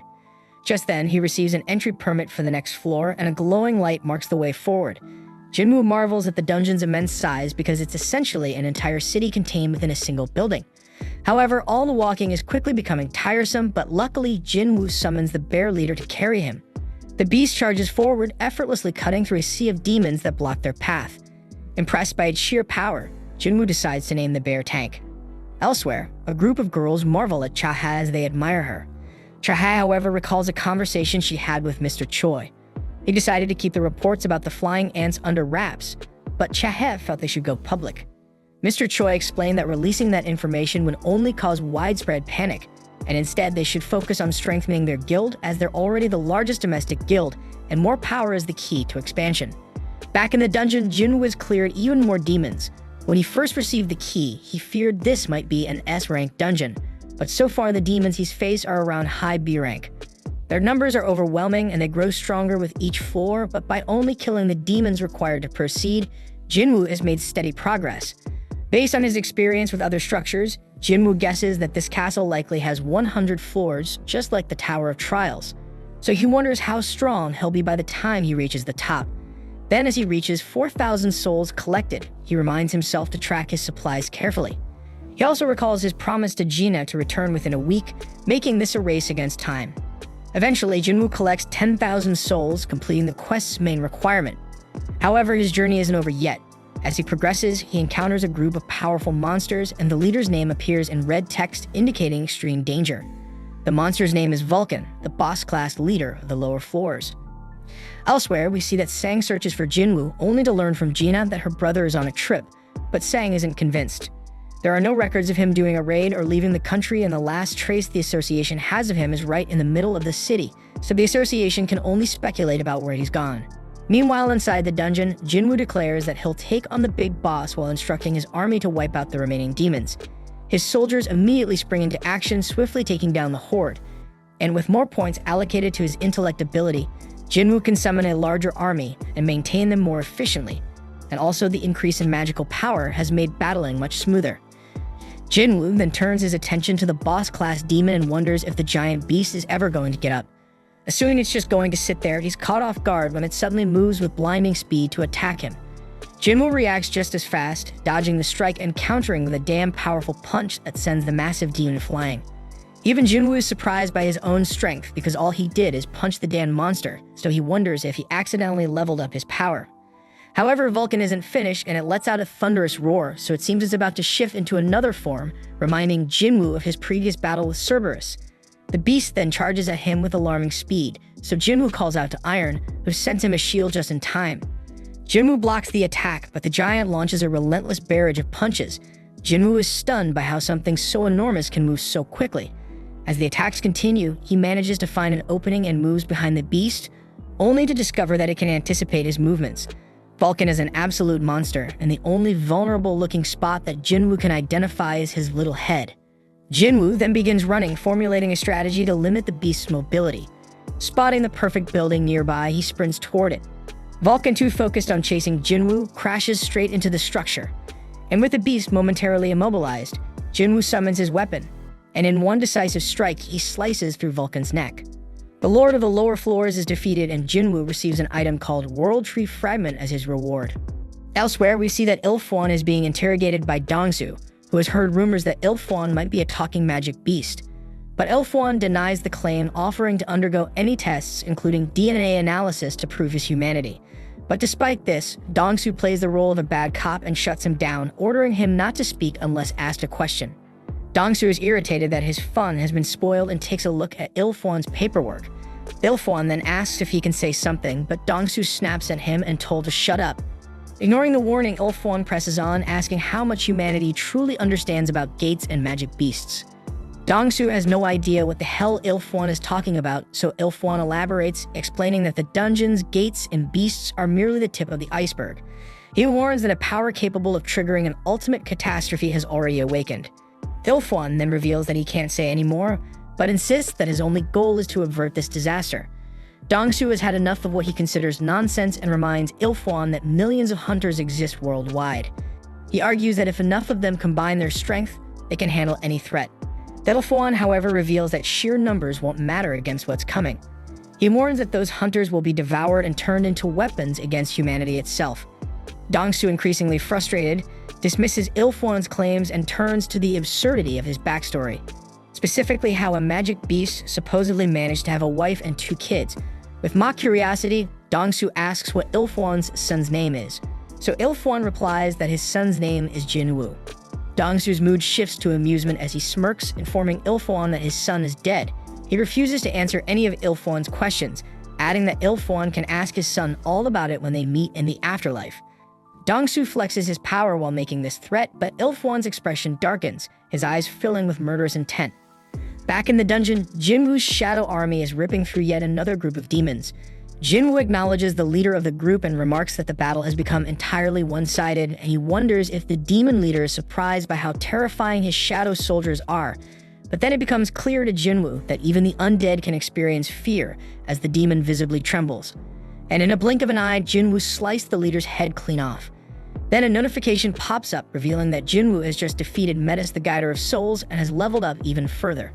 Back outside, we see that part of the city lies in ruins after a massive disaster. An investigator remarks on how battles between S-rank hunters can reshape entire landscapes, obliterating everything in their path. He notes, however, that they're lucky this fight was contained to just this area because it could have been far worse. The destruction was so sudden and overwhelming that it seemed to happen in an instant. Surveying the aftermath, he reflects on how Dongsu was defeated so quickly that the damage barely had time to spread. Back in the dungeon, Jinwoo has run out of food, signaling that this is as far as he can go for now. He's reached floor 75, and while there are likely only 25 floors left, it's still quite a journey. The gains, however, have been worth it. From the skeleton he defeated, Jinwoo received a necklace, and from the beast on level 50, he obtained an earring. Both items are powerful on their own, but together they offer a set bonus, adding 5 points to all stats. Noticing one empty slot in the set, Jinwoo deduces that there's one more boss-level beast to defeat. He also earns an item called the Sphere of Avaricious, and while it doesn't benefit Jinwoo directly, it doubles the firepower of his magic soldiers when they wield it, making it a valuable asset. Finally, Jinwoo's latest reward is the chance to open the cursed random loot box. He feared he might never get another opportunity, so he's relieved to find his second key inside. But unfortunately, the key comes with no instructions, leaving him clueless about when or where to use it. For now, these rewards take a backseat to Jinwoo's main objective, gathering the ingredients for the Elixir of Life.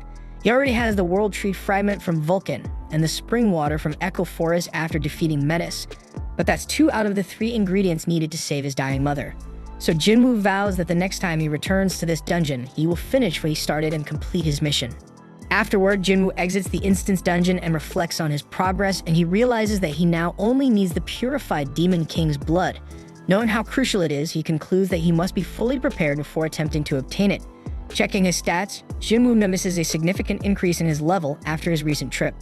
However, he's still classified as an E-rank hunter, so while he can continue leveling up, his E-rank status prevents him from participating in high-level raid missions. So Jinwoo decides it's time to drop the facade and reveal his true strength by having his rank reassessed. The next day, Jinwoo heads to the assessment center for his rank reevaluation. Coincidentally, Kitchell, Sang's ever-loyal sidekick, is also at the center, scouting for potential recruits. Kitchell casually observes the hunters, guessing their ranks when he spots Jinwoo among them. Recognizing him instantly, Kitchell quickly calls Bak, informing him that Jinwoo has come to get reassessed. Upon hearing this, Bak drops everything and rushes to the assessment center. Meanwhile, Jinwoo waits for his turn. He overhears a nearby conversation between 2 hunters. One of them reassures the other, who is visibly nervous, telling him that the test is simple. The anxious man explains his predicament, revealing that he needs to earn money as a hunter to support his wife and daughter, who have threatened to leave him. The other guy tries to comfort him, saying that as long as his rank is better than E, he'll be fine. He even points out recruiters who are ready to make offers to anyone ranked above E. Hearing this, Jinwoo reflects on how this has always been the harsh reality for E-rank hunters. Moments later, he is summoned for his test. Inside, the examiner notes that Jinwoo is here for a reassessment and assumes he's familiar with the process, so she instructs him to place his hand on the black crystal and wait. Jinwoo complies, but the examiner immediately notices an issue. An error message appears on the machine. She asks him to try again, but the same error pops up. The examiner repeatedly resets the machine, yet the result remains unchanged. Her superior arrives, noticing her distress, and asks if something is wrong. She explains the situation, believing the machine must be malfunctioning. So the superior decides to conduct the test himself, but when the same error occurs, he realizes it's not a mechanical failure. The superior explains to the examiner that this error isn't due to the machine, but rather its inability to measure Jinwoo's magical power. His energy has surpassed the device's limit, rendering it incapable of providing an evaluation. Stunned, the examiner quickly pieces it together. Jinwoo has become this country's 10th S-rank hunter. Meanwhile, outside the evaluation center, Mr. Choi approaches Jinchul, inquiring about the progress on the winged ants investigation. Jinchul explains that the investigative department has conducted an autopsy and is comparing the current sample with those from previous cases. However, they still require more time to reach a conclusion. Mr. Choi acknowledges this and changes the subject, bringing up the recent Redgate incident. He mentions that the White Tiger Guild allowed a non-member to participate in the raid and even let him take down the boss. So he curiously asks Jinchul about the man's identity. Jinchul admits he has no idea, revealing that although he was present during the raid, he left before it ended. Mr. Choi is visibly disappointed by this and then notices a commotion inside the center. Deciding to investigate, the two head into the building, where they witness the aftermath of Jinwoo's failed rank reassessment. Everyone is buzzing about the machine's inability to evaluate his power. The examiner informs Jinwoo that he will need to return in 3 days for a re-evaluation using specialized equipment, as his standard machine is insufficient to measure his capabilities. Meanwhile, Kitchell watches from a distance, realizing that Jinwoo is exactly as Sang anticipated. Recognizing the opportunity, he prepares to approach Jinwoo to strike up a conversation. Just then, Mr. Choi and Jinchul enter the building. Jinwoo instantly recognizes Mr. Choi as the renowned Ultimate Hunter, the country's strongest fire mage. Sensing Jinwoo's powerful aura, Mr. Choi quickly deduces that he is the source of the commotion. Eager to recruit him, Mr. Choi steps forward to introduce himself, but Jinwoo casually walks past him without a word. The entire room is stunned by this unexpected snub. Mr. Choi, bewildered, asks Jinchul if he forgot to introduce him properly, but Jinchul reassures him that he did. Despite this, Jinwoo still walked by without so much as a glance. Before anyone can say more, they realize that Jinwoo has vanished, leading them to suspect he must possess assassin-like skills. Moments later, Beck arrives at the center, panting from running there as fast as possible. Seeing him in such a hurry, Mr. Choi instantly pieces everything together. Jinwoo must be the hunter who cleared the Red Gate. This revelation solidifies his belief that Jinwoo is truly extraordinary. Choosing to leave things be for now, Mr. Choi exits the building. Meanwhile, Baek stands in shock, realizing that Mr. Choi has already discovered Jinwoo's involvement, and he laments that this was the last person he wanted finding out about the situation. At night, Jinwoo sits silently beside his mother, gazing at her peaceful figure. Before leaving the room, he whispers to her to wait for him just a little longer. Outside, he encounters Jinchul, who greets him with an unexpected confession. Jinchul admits that Jinwoo has completely changed his perspective. He explains that as part of the surveillance division, his job is to monitor hunters and bring those who break the law to justice. In the past, he had always been confident in his ability to judge people, but Jinwoo has shattered that confidence, proving him wrong. As Jinwoo walks toward the exit, he asks if he's under surveillance as well. Jinchul reassures him, saying they are monitoring him as a criminal. However, he notes that the surveillance team is tasked with controlling hunters, that even they are powerless when it comes to S-rank hunters. Jinwoo nods and continues toward the exit, but Jinchul stops him, saying there's someone who wants to meet him. Moments later, Gunny, the chairman of the Hunter Association, enters the scene. Introducing himself, Gunny invites Jinwoo for a calm and friendly conversation. First, he congratulates Jinwoo on officially becoming an S-rank hunter. Jinwoo looks confused, prompting Gunny to clarify, so he explains that the reassessment was merely a formality. The moment the machine failed to measure Jinwoo's power, his status as an S-rank hunter was essentially confirmed. So Jinwoo curiously asks why the reassessment was necessary if his rank was already decided. Gunny smiles and explains that it provided the association with a grace period, an opportunity to meet Jinwoo before anyone else could. Gunny elaborates, revealing that while the association manages a vast number of hunters, only a few are truly exceptional.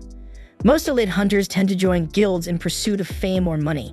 He then points out that even Jinchul, one of their best experts, is only an A rank, leaving the association in dire need of a more powerful figure. Gunny then extends an invitation to Jinwoo, offering him the most prestigious position in the association. He explains that the government no longer holds real power in the country. It's the hunters who now dictate the balance of power. At the center of this dynamic are the 5 major guilds, massive organizations barely maintaining a fragile equilibrium. Gunny warns that if Jinwoo joins any one of these guilds, the delicate balance will be thrown into chaos. Instead, he proposes a solution. Jinwoo should join the association and transform it into the 6th major power, capable of holding the guilds in check. Gunny asks for Jinwoo's thoughts on the matter, and Jinwoo, intrigued by the opportunity, begins to seriously consider the offer. Jinwoo then takes note of Gunny's remarkable presence. As the first S-ranked hunter in the country, Gunny radiates overwhelming power and strength, with a physique that defies his age of over 80 years. Jinwoo realizes that despite stepping back from active duty, Gunny still carries the strength to rival him. He knows his life could take a turn for the better if he accepts the invitation, but Jinwoo still refuses. Gunny assumes Jinwoo, like many others, is choosing money, but Jinwoo surprises him by stating otherwise. Jinwoo explains that he longs for battle, declaring that the dungeon is where he truly belongs. Hearing this, Gunny feels his old heart race, a sensation he hasn't experienced in years, and he muses that if he were 10 years younger, he would have loved the chance to fight alongside someone like Jinwoo. Realizing he can't sway Jinwoo's decision, Gunny decides not to press further. Jinwoo thanks him for the offer and takes his leave. As Jinwoo walks away, Gunny laments that even S-ranked healers can't reverse aging, leaving him stuck with a body past its prime. He then instructs Jinchul to cancel all his appointments for the rest of the day, wanting time to himself to reflect. Meanwhile, Jinwoo contemplates his next steps. He knows he must grow stronger as quickly as possible to save his mother. His sense of urgency drives him forward, leaving no room for idleness. Across the globe in America, Dong-soo awakens in a hospital bed, his body still battered from his recent encounter. The deputy director visits him, expressing the need to clarify one crucial detail. He asks Dong-soo if Jinwoo Sung is truly a magical beast. And without hesitation, Dong-soo affirms that the power Jinwoo displayed was anything but human, concluding that he must be a magic beast. Satisfied with the answer, the deputy director begins to leave, but Dong-soo stops him, asking what actions are being taken against Jinwoo. The deputy director explains that while the administration is tracking him, there's no guarantee of success. After all, Jinwoo defeated Dong-soo, one of their strongest. Left alone, Dong-soo recalls the haunting moment after his defeat when Jinwoo warned him to stay away from his family or face relentless retribution. Even in hell, he will not leave his ass safe. Fueled by rage and humiliation, Dong-soo resolves to prepare himself for a rematch. So he realizes he'll need a powerful artifact to stand a chance. It is explained that artifacts in the Hunter's world are man-made relics of immense power, considered high-level equipment in the Hunter world. Even the most skilled craftsmen struggle to create them. Meanwhile, we see Jinwoo scrolling through artifacts on an online auction site, but nothing catches his eye. Everything worth considering is outrageously expensive, and he knows he needs to be fully prepared before taking on the Demon Castle. He inspects his sphere of avaricious, which can double magical damage. He notes that while some market items can boost magic power by 20 to 30%, there's nothing else that can outright double it. Jinwoo realizes the sphere could fetch a massive price if sold, but its origins would raise two main questions, especially since he's only ranked E. So he thinks that if he had records of completing a rank A raid, selling it might be easier. But as an E rank hunter, even participating in those raids is off limits. Just then, his search leads him to a job listing from the Hunters Guild. They're hiring miners for a large-scale expedition, and to his surprise, there's no rank requirement. Meanwhile, Gunny reviews Jinwoo's file. He notices how drastically different Jinwoo looks compared to 4 months ago, leaving him to question if Jinwoo is a false ranker. However, Jinchul assures him otherwise, revealing that Jinwoo sustained several injuries while clearing low-ranked dungeons. He then explains that Jinwoo became a hunter to fund his sick mother's care and pay his sister's tuition. Gunny, impressed by his devotion to his family, learns that Jinwoo recently joined the Hunters Guild raid mission. Gunny assumes Jinwoo couldn't resist the sign-up bonus, but Jinchul corrects him, explaining that Jinwoo joined as a miner, not part of the assault team. Gunny is puzzled, unable to figure out Jinwoo's motives. Meanwhile, we see Jinwoo arrive at the gate site. He's accepted as a miner due to his strength, which stands out even among combat-type hunters.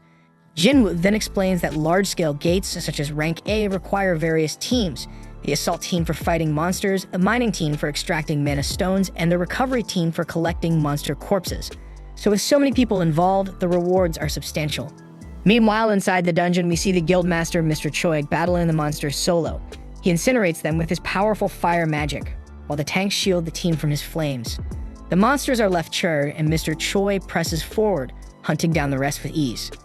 A short while later, the assault team exits the dungeon and Jinwoo observes them, assuming they've cleared every monster except for the boss to keep the gate open.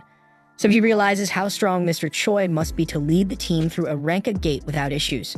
The miners then gossip about the Hunters Guild's second-in-command as she emerges from the gate, revealing herself to be Chaha. Jinwoo then senses her powerful aura, and for a brief moment, she picks up on his. Though the sensation quickly fades, she wonders if it was her imagination. Jinwoo, impressed by her perception, decides to focus on his work.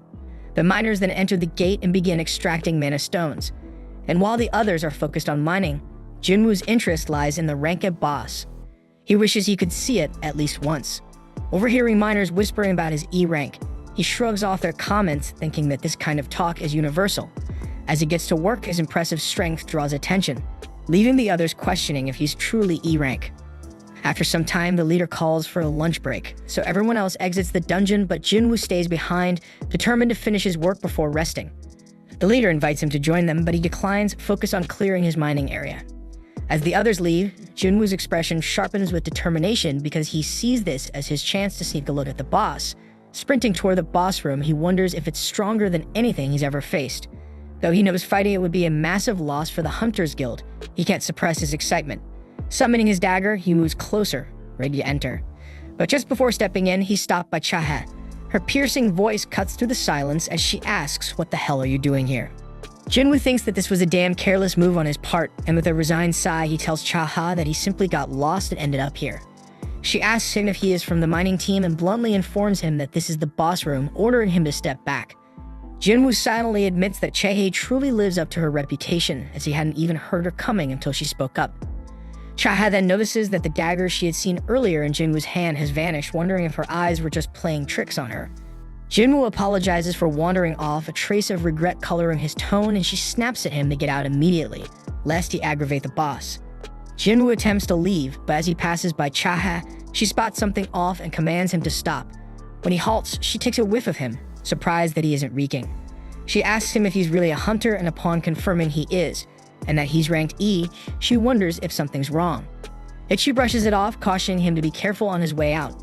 As he turns to leave, she ponders whether his lack of stench is due to his low rank, and in a quiet moment of introspection, she admits that he actually smells pretty damn nice. Afterwards, we see Jinwoo heading into the dungeon after his break, while his mining buddies are quietly envious that he got to meet Chaha when he got lost. They mention that they can only admire her from a distance and explain that she tirelessly patrols the area to shield them from the boss, even sacrificing her own rest time.